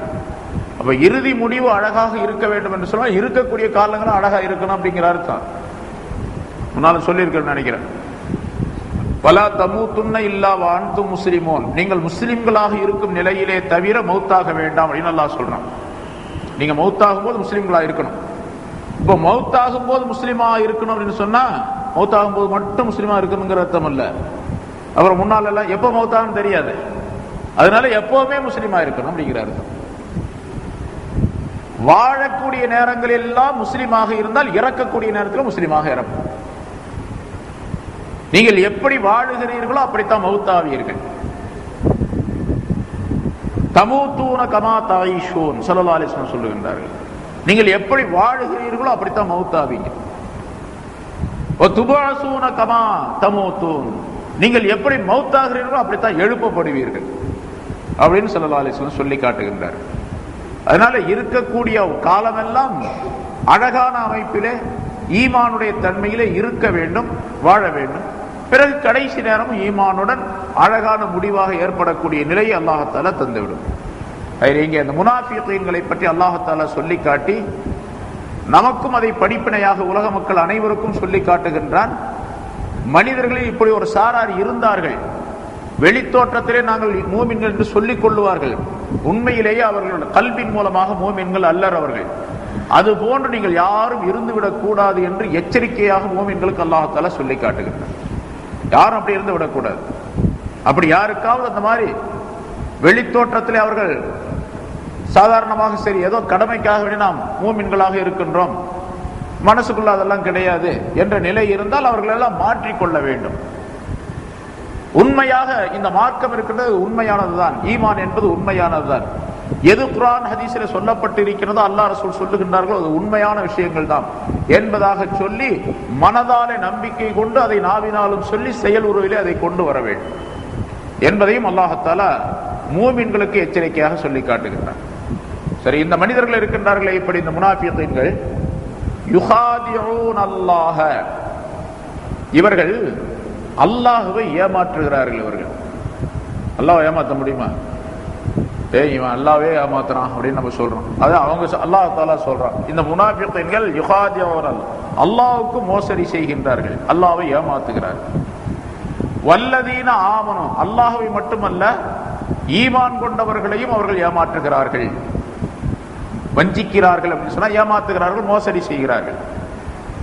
சரி, அல்லாஹ் மோசடி சொன்னா இந்த யுகாதிஊன் அல்லாஹ, அல்லாஹுவுக்கு இவர்கள் மோசடி செய்கின்றார்கள், அல்லாஹுவை ஏமாற்றுகிறார்கள் அப்படின்னு சொல்ல வாசகம் இருக்கின்றதே, அது உலமாக்கள் முஃபஸ்ஸிரீன்கள் சொல்லும் பொழுது உண்மையிலேயே அல்லாஹ்வை ஏமாற்றுகிறார்கள் சொல்ல வாசகம் இருக்குதே, அது ரசூலை ஏமாற்றுகிறார்கள் அப்படின்னு சொல்றதுக்கு தான் அல்லாஹ்தாலா அல்லாஹ்வை ஏமாற்றுகிறார்கள் அப்படின்னு சொல்றான் அப்படின்னு குறிப்பிடுகின்றார், விளக்கம் சொல்லுகின்றார்கள். இவர்கள் ரசூலை ஏமாற்றுகின்றார்கள், வல்லதீன ஆமனு, ஈமான் கொண்டவர்களையும் ஏமாற்றுகிறார்கள். இவர்கள் அல்லாஹ்தாலா யுகாதிஊன் அல்லாஹ வல்லதீன ஆமனு, அல்லாஹுவை ஏமாற்றுகிறார்கள், ஈமான் கொண்டார்களே அவர்களையும் ஏமாற்றுகிறார்கள் அப்படின்னு சொல்றான். அல்லாஹ்வை ஏமாற்றுகிறார்கள் அப்படின்னு சொல்லிட்டு அப்புறம் ரசூலை ஏமாற்றுகிறார்கள் சொல்லணும். அல்லாஹ்தாலா ரசூலை சொல்லாம ஈமான் கொண்டவர்களை ஏமாற்றுகிறார்கள் அப்படின்னு சொல்றான். அதனால அங்க அல்லாஹ்வை ஏமாத்துகிறார்கள் அப்படின்னா என்ன அர்த்தம்? ரசூலை ஏமாத்துகிறார்கள் அப்படிங்கிற அர்த்தம் தான். அல்லாஹ்வை ஏமாத்த முடியாது, அது எல்லாத்துக்குமே தெரியும், அவனுக்கும் தெரியும். இந்த ஏமாத்துறன்னு சொல்றான் பாருங்க, அவனுக்கு தெரியும் அல்லாஹ்வை ஏமாத்த முடியாதுன்னு. இப்ப அல்லாஹ் சொல்றதுடைய கருத்து என்ன கேட்டா, ரசூலை ஏமாத்துகிறார்கள் அப்படிங்கிற அர்த்தம் தான். இதுக்கு உதாரணம் எப்படின்னு கேட்டா, வேறொரு இடத்துல அல்லாஹ் தஆலா சொல்றான், வஅலமு அன்னமா கனிம்தும் அன்ன லில்லாஹி ஹும்ஸஹு. அதாவது எப்படிங்க ஆயத்தது, வஅலமு அன்னமா கனிம்தும் மின் ஷைஇன் வ அன்ன லில்லாஹி ஹும்ஸஹு. அதாவது அந்த போர் பொருளிலிருந்து, போரில் எதிரிகளிடத்திலிருந்து கிடைத்த பொருளில் இருந்து அல்லாஹ்வுக்கு 1/5 இருக்கின்றது, அவருடைய ரசூலுக்கு இருக்குது அப்படின்னு சொல்லி அல்லாஹ் சொன்னான். போர்ல கிடைச்ச பொருள்ல இருந்து ஒரு 50 லட்சம் ரூபாய் கிடைச்சிச்சு போர்ல இருந்து, அதுல ஒரு 10 லட்சம் ரூபாய் அல்லாஹ்வுக்கு கொடுத்துறதா? அல்லாஹ்வுக்கு காசு எப்படி கொடுக்கிறது? அப்ப அல்லாஹ்வுக்கு இருக்கின்றது அப்படிங்கிற சொன்ன அர்த்தம் என்னன்னு கேட்டா, வலில்லாஹி ஹும்ஸ், அல்லாஹ்வுக்கு 1/5 இருக்கின்றது அப்படின்னு சொன்னா அது மூமின்களுக்கு ரசூலுக்கும் பயன்படக்கூடியதான். அத ரசூல்கிட்ட கொடுக்கணும் அப்படிங்கிற அர்த்தம். பைத்துல் மால்ல, இஸ்லாமிய பைத்துல் மால்ல அது சேர்க்கப்பட வேண்டும் அப்படிங்கிற அர்த்தம் இருக்கு. அல்லாஹ்வுக்கு 1/5 இருக்கின்றதுன்னு சொன்னா அல்லாஹ்வுக்கு கொண்டு போய் கொடுக்கிறது அல்ல. அது இந்த மற்ற மதத்தார்கள் எல்லாம் செய்யறாங்கல்ல, பால் பழம் தேங்காய் எங்காலம் கொண்டு போய் சாமிக்கு முன்னால வச்சு அது சாப்பிடுது அப்படின்னு நினைக்கிறாங்க. அது போல 1/5 எடுத்து கொண்டு போய் வச்சு அது சாப்பிடுது அப்படின்னு நினைக்கிறது, அல்லாஹ் தஆலா எடுத்துக்கிறான் அப்படின்னு நினைக்கிறது அல்ல. இது அல்லாஹ் பொது நிதியில சேர்க்கப்பட வேண்டிய பொருள், அது 1/5 அப்படிங்கிற அர்த்தம் இருக்கு. அதே போல அல்லாஹ் தஆலா சொன்னான், யதுல்லாஹி ஃபௌக ஐதீஹிம் இன்னல்லதீன யுபாயிஊனக இன்னமா யுபாயிஊனல்லாஹ். நபியே, உம்மிடத்தில் பைஅத் செய்பவர்கள், ஒப்பந்தம் செய்யக்கூடியவர்கள் இருக்கின்றார்களே, அவர்கள் அல்லாஹ்விடத்தில் தான் ஒப்பந்தம் செய்கின்றார்கள். அவர்கள் யதுல்லாஹி ஃபௌக ஐதீஹிம், அல்லாஹ்வுடைய கை அவங்களுடைய கைக்கு மேல இருக்குது அப்படின்னு சொல்லு. ரசூலுல்லாஹ்வுடைய கையை பிடிச்சு ஒப்பந்தம் செய்யும் பொழுது அவங்க கைக்கு மேல அல்லாஹ்வுடைய, உங்க கை மேல ரசூலே உங்களுடைய கையின் மேல் அவர்களுடைய கைகள் இருக்கின்றன, அவர்களுடைய கைக்கு மேல ஏன் கை இருக்குது அப்படிங்கிற அல்லாஹ் தஆலா. எங்க இருக்குது அப்படின்னா என்னுடைய உதவி இருக்குது அப்படின்னு அர்த்தம். என்னுடைய கை இருக்குன்னா என்னுடைய உதவி இருக்குது அப்படின்னு அர்த்தம். அவர்களின் மீது என்னுடைய உதவி இருக்கு. அது போன்று அல்லாஹ்வை ஏமாத்துகிறார் அப்படின்னு சொன்னா அல்லாஹ் தன்னை ஏமாத்துறாரு அப்படின்னு அர்த்தம் அல்ல. அல்லாஹ்வை ஏமாத்துறான்னு சொல்ல அல்லாஹ் ஏமாந்தவனா? அப்ப ஏமாந்தவன் எப்படி அல்லாஹ்வா இருக்க முடியும்? அப்போ அல்லாஹ் ரசூலை ஏமாற்றுகிறார்கள் அவர்கள், மூமின்களை. அதனாலதான் வல்லதீன ஆமனு அப்படின்னு அடுத்தாப்புல போட்டோம் அல்லாஹ் தஆலா. ரசூலை சொல்லணும் அந்த இடத்துல. அது அந்த ஏமாத்துதல் வந்து அவங்க நினைச்சுக்கிட்டு இருக்கிறாங்க அல்லாஹ்வை ஏமாத்துறதாக. ஆனா நினைத்து கொண்டு ரசூலை ஏமாத்துறாங்க. அவங்க அல்லாஹ்வை ஏமாத்துறதாக நினைத்து கொண்டு ரசூலை ஏமாற்றுகிறார்கள். அந்த ஏமாற்றுதல் இருக்கின்றது, அது ரொம்ப பயங்கரமான ஒரு சூழ்நிலை. அதனால அல்லாஹ் தஆலா தன்னுடைய பெயரையே சொல்லி காட்டி இங்கே விளக்குகின்றான். யுஹாதியூன அல்லாஹ் வல்லதீன ஆமனு, அல்லாஹ்வை அவர்கள் மோசடி செய்கின்றார்கள், சதி செய்கின்றார்கள், ஏமாற்றுகிறார்கள். அதே போன்று மூமினானவர்களையும் ஏமாற்றுகின்றார்கள். சரி, அப்படி ஏமாத்துறதுனால அவங்க ஏமாந்தவங்க இவங்கெல்லாம் வெற்றியாளர்கள், ரொம்ப கெட்டிக்காரவங்க அப்படின்னு அர்த்தமா? வமா யஹ்தஊன இல்லா அன்ஃபுஸஹும், அவர்கள் தங்களை தாங்களே தவிர ஏமாற்றிக் கொள்ளவில்லை. இப்படி செய்வதின் காரணமாக இந்த நிஃபாக்குத்தனம், வெளித்தோற்றத்தில் நாங்க ஈமான் கொண்டோம் சொல்றாங்க, உள்ள போய் உள்ள குஃப்ரை நிறைத்து வைத்திருக்கின்றார்களே, இந்த நிலை இருக்கின்றதே, இது தங்களை தாங்களே ஏமாற்றிக் கொள்வதுதானே தவிர வேற யாரையும் இவங்க ஏமாத்தல. அவர்கள் தங்களை தாங்களே ஏமாற்றிக் கொள்ளுகின்றார்களே தவிர வேறில்லை. அவர்களுக்கு தான் அந்த ஏமாற்றத்தினுடைய விளைவு, அதாவது அதனுடைய தண்டனை, அதனுடைய வேதனை, அதனால் ஏற்படக்கூடிய பல்வேறு விதமான தீமைகள் எல்லாமே அவர்களைத்தான் சாரும் என்பதாக குறிப்பிடுகின்றார். ஆனால் இவர்கள் உணர்வதில்லை, அதை உணர்றதே கிடையாது. இப்படி ஏமாற்றுறதுனால, நம்ம ஏமாத்துறோம் அப்படின்னு நினைக்கிறதுனால, அல்லது இந்த செயல்களை செய்வதன் காரணமாக இதனால் என்ன விளைவு ஏற்படும் என்பதை உணர்வதே கிடையாது. ஒமா யஷோரோன் அப்படின்னு சொன்னா தங்களுடைய கண்களால் பார்த்து படிப்பினை பெறுவதில்லை. யஷோரோன் அப்படிங்கிறதுக்கு என்ன அர்த்தம் கேட்டா, உணர்ச்சி பெறுவதில்லை அப்படின்னு அர்த்தம். விளங்க மாட்டா, இவர்கள் விளங்குவதில்லை அல்லது புரிந்து கொள்வதில்லை அல்லது விளங்கிக் கொள்வதில்லை அப்படிங்கிற அர்த்தம்லாம் இல்ல. இந்த யஷோரோன் அப்படிங்கிற வார்த்தை இருக்கின்றதே, அந்த வினை சொல், அது ஷோர் என்ற வார்த்தையிலிருந்து பிறந்தது. ஷோர் அப்படின்னு சொன்னா ஐம்புலன்களால் உணர்வது அப்படின்னு அர்த்தம். ஐம்புலன்களால் உணர்வு, கண்ணால் பார்த்து உணர்வது, காதினால் கேட்டு உணர்வது, கைகளால் தொட்டு உணர்வது. இந்த ஐம்புலன்கள் கண், வாய், மூக்கு, செவி என்று முகர்ந்து உணர்வது என்றெல்லாம் சொல்லுகின்றோமே, இந்த 5 நிலைகளுக்கு சொல்லப்படுவது ஷுஊர் என்று சொல்ல. அந்த 5 உணர்வுகளுக்கு அந்த மாதிரி எந்த உணர்வு இவர்களுக்கு கிடையாது. ரசூலை பார்க்கறாங்க, உண்மையிலேயே இந்த ரசூலுக்கு வரக்கூடிய இந்த செய்திகள் அனைத்தும் அல்லாஹ்வின் புறத்திலிருந்து வருது அப்படிங்கிறது நல்லா தெரியத்தான் செய்யுது. ஏன்னா இவர் தானாக கற்பனை செய்து இந்த விஷயங்கள்லாம் சொல்ல முடியாது. என்னென்ன விஷயங்கள் மறைமுகமாக நடைபெறுகின்றதோ அதையெல்லாம் சொல்லிவிடுகின்றார் இவர். இதெல்லாம் பார்க்கத்தான் செய்யறாங்க. அதே போன்று அந்த செய்திகளை காதலால கேட்கிறாங்க. அங்க இருக்கக்கூடிய விஷயங்களை உணர்ந்து பார்க்கக்கூடிய தன்மை, தொட்டு பார்க்கக்கூடிய தன்மை ஸ்பரிசத்தின் மூலமாக ஏற்படுகின்றது.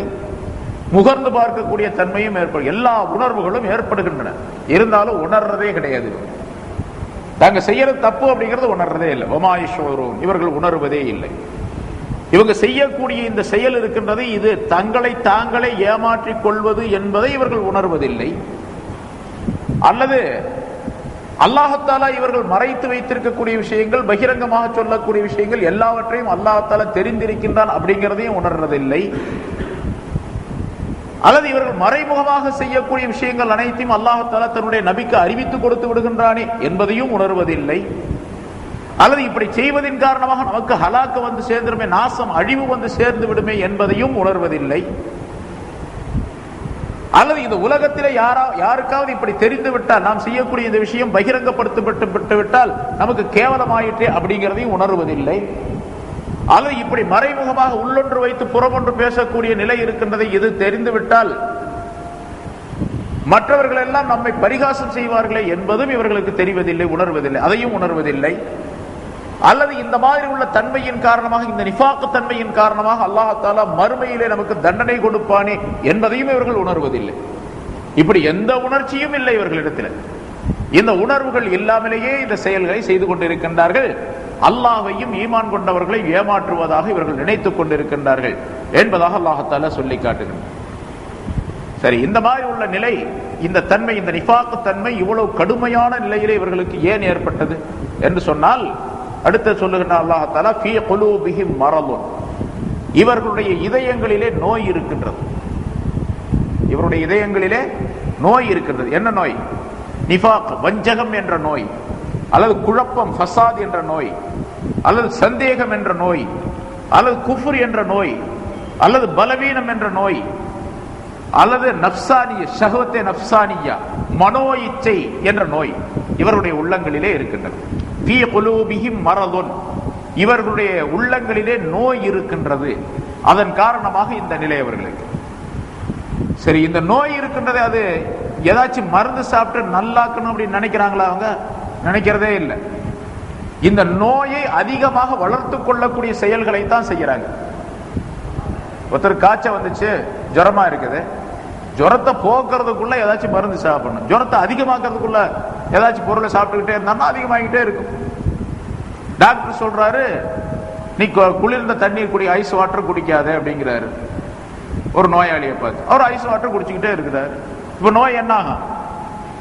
இருக்கிற நோய் குறையவே செய்யாது, போகவும் செய்யாது, அதிகமாகும். அதனால இந்த ஆளுங்க என்ன பண்றாங்க, சொல்ல சொல்ல, அல்லாஹ் தஆலாவும் ரசூலும் சொல்ல சொல்ல, இந்த நிஃபாக் என்ற நயவஞ்சகம் என்ற இந்த நோய் இருக்கின்றதை, இதை உள்ளே மறைத்து வைத்து அதை அதிகமாக்கி கொண்டே இருக்கின்றார்கள். அந்த பொறாமை அதிகமாகுது, அவங்க செய்யக்கூடிய வேலைகளை அதிகமாக்கிட்டே இருக்கிறாங்க. அதனால அந்த நோயும் அதிகமாயிட்டே போகுது. அதை அல்லாஹ் சொல்லுகிறான், ஃபஸாதஹுமுல்லாஹு மரலா, அல்லாஹ் அவருடைய நோயை அதிகப்படுத்தி விட்டார். அதன் காரணம் அந்த நோய் இருக்கின்றது. நோயை குறைக்கல அல்லாஹ் தஆலா. ஏன்? குறைக்கிறதுக்குள்ள வழிகளை இவர்கள் தேடிக்கொள்ளவில்லை, குறைப்பதற்குரிய வழிகளை இவர்கள் செய்யவில்லை, அதை நினைக்கவும் இல்லை, அதற்குள்ள ஏற்பாடுகளை செய்யல. அதை அதிகமாக்குறதுக்குள்ள வழிகளை செய்யறாங்க. அதனால அல்லாஹ் தஆலா அதிகமாக்கிறார். ஃபஸாதஹுமுல்லாஹு மரலா, அல்லாஹ் தஆலா அந்த நோயை அவர்களுக்கு அதிகமாக்கி விட்டான். வலஹும் அதாபுன் அலீமும் பிமா கானூ யக்திபூன், அவர்கள் பொய் சொல்லிக் கொண்டிருந்ததின் காரணமாக அவர்களுக்கு நோவினை தரும் வேதனை உண்டு என்பதாக குறிப்பிடுகின்றார். அவர்களுக்கு நோவினை தரக்கூடிய வேதனை உண்டு. எதனால? பிமா கானு யக்திபூன், அவர்கள் பொய் சொல்பவர்களாக இருந்த காரணத்தினால் நோவினை தரும் வேதனை உண்டு என்பதாக குறிப்பிடுகின்றனர். இந்த நிஃபாக் என்ற வஞ்சகம் இருக்கின்ற, நயவஞ்சகம் இருக்கின்றதே, இதை ஒரு நோய் என்பதாக அல்லாஹ் தஆலா குறிப்பிடுகின்றார். அந்த நோய் பிடித்தவர்கள் கண்டிப்பாக அந்த நோயிலே அதிகமாகிக் கொண்டே செல்லுவார்களே தவிர அந்த நோய் குறையவே குறையாதவர்கள், குறையக்கூடிய வாய்ப்பே இருக்காதவர்கள், வாய்ப்பை ஏற்படுத்திக் கொள்ளவே முடியாதவர்கள். அதனால அது அதிகமாகிக்கிட்டே தான் போகும். அது குறிப்பாக ரசூலுல்லாஹி ஸல்லல்லாஹு அலைஹி வஸல்லம் அவருடைய காலத்திலே இருந்த அந்த முனாஃபிகீன்கள் அந்த நோய் அதிகமாகிக்கிட்டே தான் போச்சே தவிர அவர்கள் குறையவே இல்லை. ஏதோ ஒரு சில மனிதர்கள் மட்டும் இஸ்லாத்தை உண்மையாக ஏற்றுக்கொண்டார்கள், மற்றவர்கள் அந்த நோயிலே இருந்து அப்படியே மடிந்து போனார்கள். அவர்கள் இப்ப அந்த நோயில, அதாவது இங்க நோய் என்பதற்கு பல விளக்கம் சொன்னோம்.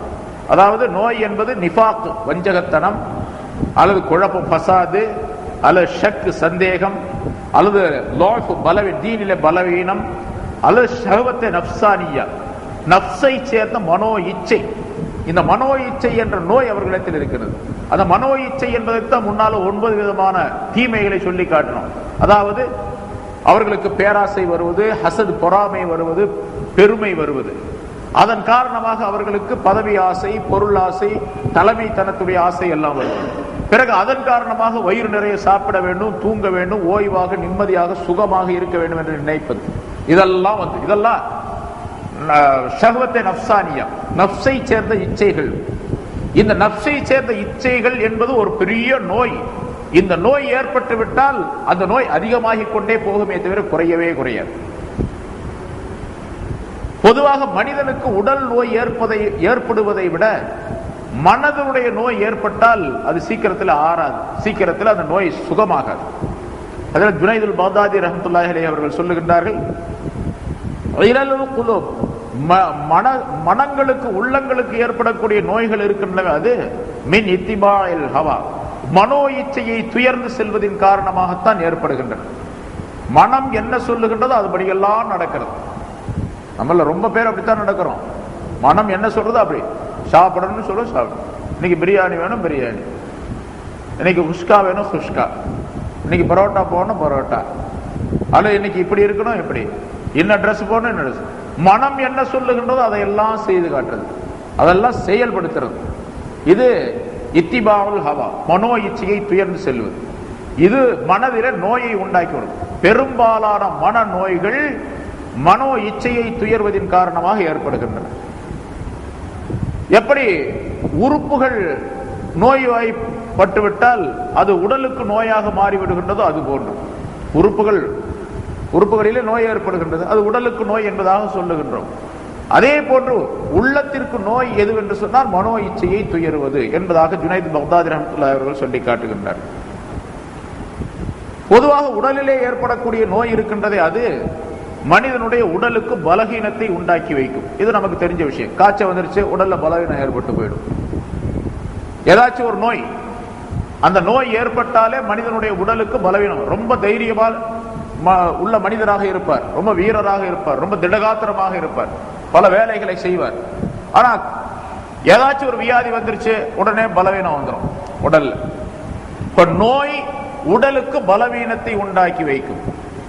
அதே போன்று கல்புக்கு ஏற்படக்கூடிய நோய் இருக்கின்றதே, அது தீனிலே பலவீனத்தை உண்டாக்கி வைக்கும். அதுல தீன்ல பலவீனம் வந்து, தீன்ல பலகீனம் வந்து விட்டால் இந்த நிஃபாக் என்ற தன்மை தானாக வந்துடும் அங்க என்பதை அல்லாஹ் தஆலா இங்கே சுட்டி காட்டுகின்றார். ஆகவே கல்புக்கு நோய் வராமல் பார்த்துக் கொள்ள வேண்டும். முனாஃபிகீன்களை பற்றி அல்லாஹ் தஆலா சொல்லும் பொழுது ஃபீ குலூபிஹிம் மரதுன், அவருடைய உள்ளங்களிலே இதயங்களிலே நோய் இருக்கின்றது என்பதாக அல்லாஹ் தஆலா சொல்லுகின்றார்.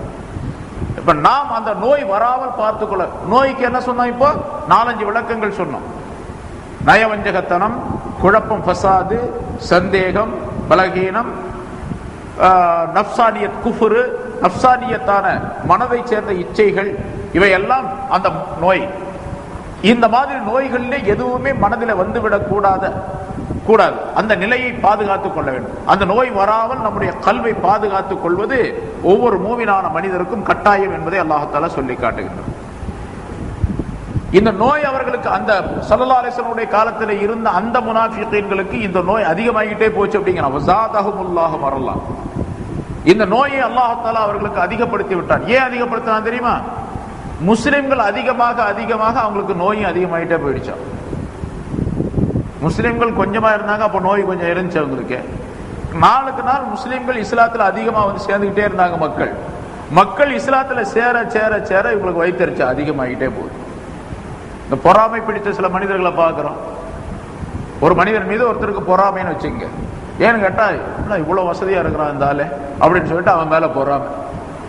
ரொம்ப வசதியா இருக்கிறான், நம்மளும் தான் எவ்வளவோ வேலை செய்யறோம், ஒன்றும் கிடைக்க மாட்டேங்குது, ரொம்ப சும்மா தான் உட்காந்துருக்கா, காசு நிறைய கிடைக்குது, எங்கிருந்தா வருதுன்னு தெரியலங்க, தோண்டிட்டு வர்றானோ என்னமோ அப்படின்னு வேற சொல்லுவான், எல்லாம் சொல்லுவாங்க. சரி, இவன் பொறாமப்படப்பட அவருக்கு கொஞ்சம் அதிகமாகிட்டே போகும். அவருக்கு காசு அதிகமாயிட்டே போகும், இவருக்கு பொறாமை அதிகமாயிட்டே போகும். இந்த பொறாமை என்பது ஒரு பெரிய தீ, நெருப்பு. அந்த நெருப்புலயே செத்து மடிஞ்சிருவான். நெருப்புனாலேயே அந்த ஹசத் என்ற பொறாமை தீயின் காரணமாகவே செத்து மடிவான். அதே போல அந்த முனாஃபிகீன்களுக்கு முஸ்லிம்கள் மக்கள் இஸ்லாத்துல வந்து சேர்ந்து முஸ்லிம்கள் அதிகமாக அதிகமாக இவங்களுக்கு அந்த நோய் அதிகமாயிட்டே போச்சான். அதனால அல்லாஹ் தஆலா ஃபஸாதஹுமுல்லாஹு மரலா, அல்லாஹ் அவர்களுடைய நோயை அதிகமாக்கி விட்டான் என்பதாக சொல்லுகின்றார். இப்படி அவர்களுக்கு அந்த நோய் பிடித்து நிஃபாக் என்ற தன்மையில் அவர்கள் இருந்த காரணத்தினால் வலஹும் அதாபுன் அலீம், அவர்களுக்கு நோவினை தரும் வேதனை. வேதனைன்னு சொன்னாவே போதும், அப்புறம் நோவினை தரும் வேதனை என்பது போன வாரம் சொல்லும்போது அதாபுன் அலீம் அப்படின்னு சொன்னா அல்லாஹ் தஆலா அவர்களுக்கு மகத்தான வேதனை உண்டு அப்படின்னு சொன்னான். இப்ப சொன்னா அதாபுன் அலீம், நோவினை தரத்தக்க வேதனை. வேதனை சொன்னா நோவினை இருக்கும், ஆனா இந்த நோவினை தரத்தக்க என்று அல்லாஹ் தஆலா ஒரு அடைமொழியை, ஒரு சிபத்தை சொல்லி காட்டியதன் காரணமாக அந்த வேதனை ரொம்ப கடுமையா இருக்கும் அப்படிங்கிற அர்த்தம். சரி, எதனால இந்த நோவினை தரத்தக்க வேதனை? பிமா கானு யக்ஸிபூன், அவர்கள் பொய் சொன்னதின் காரணத்தினால் அப்படிங்கிறான். நாக்குல ஒன்ன சொல்றாங்க, மனசுல ஒன்ன வச்சிருக்கிறாங்க, இது பொய் தானே முன்னால சொல்லப்பட்டது. அதே போல பொய் சொன்னதின் காரணத்தினால் என்று அல்லாஹ் தஆலா சொல்லுகின்றான். ஆக பொய் என்றால் என்ன? கவுலுல் லிசானி பிகிலாஃபில் அமல், செயலுக்கு மாற்றமாக நாக்கு சொல்றது. செயலுக்கு மாற்றமா நாக்கு சொல்லக்கூடிய விஷயத்திற்கு பெயர் பொய் அப்படின்னு சொல்லப்படும். சொல்லிலே பொய் இருக்கக்கூடாது, அதே போன்று செயலிலும் பொய் இருக்கக்கூடாது, எண்ணத்திலும் மனிதனுக்கு பொய் வரக்கூடாது. பொய் என்பது 3 வகை, 3 நிலைகளிலே பொய் என்பது ஏற்படும். அல் கிதுபு ஃபில் கவுல், அல் கிதுபு ஃபில் அமல், அல் கிதுபு ஃபில் இஅ்திகாத். சொல்லிலே பொய், செயலிலே பொய், நம்பிக்கையிலே பொய். இந்த எந்த விதமான பொய்யும் வரக்கூடாது. அவங்க சொல்லிலும் பொய், செயலிலும் பொய், நம்பிக்கையிலும் பொய் உடையவர்களாக அவர்கள் இருந்தார்கள். சொல்றது லா இலாஹ இல்லல்லாஹ் கலிமா சொன்னாங்க, ஆமன்னா பில்லாஹி பில்லமில்லாஹ் சொன்னாங்க, அது பொய். அமல் செய்தாங்க, தொழுதாங்க, அதுவும் பொய். உண்மையாக தொழுகல, இந்த மக்களுக்கு காட்டிக்கிறதுக்காக வேண்டி தொழுதாங்க. அவங்க யுராஊன அன்னாஸ என்று அல்லாஹ் தஆலா அவர்களை பற்றி சொல்லுகின்றார். மனிதர்களுக்கு காட்டுவதற்காக வேண்டி தொழுதாங்க அவங்க. முன்னால சொன்னாங்க அந்த தொழுகையுடைய விஷயத்துல, தொழுகையுடைய விளக்கம் சொல்லும் போது முனாஃபிகீன்களை பற்றி சொல்லப்பட்டது.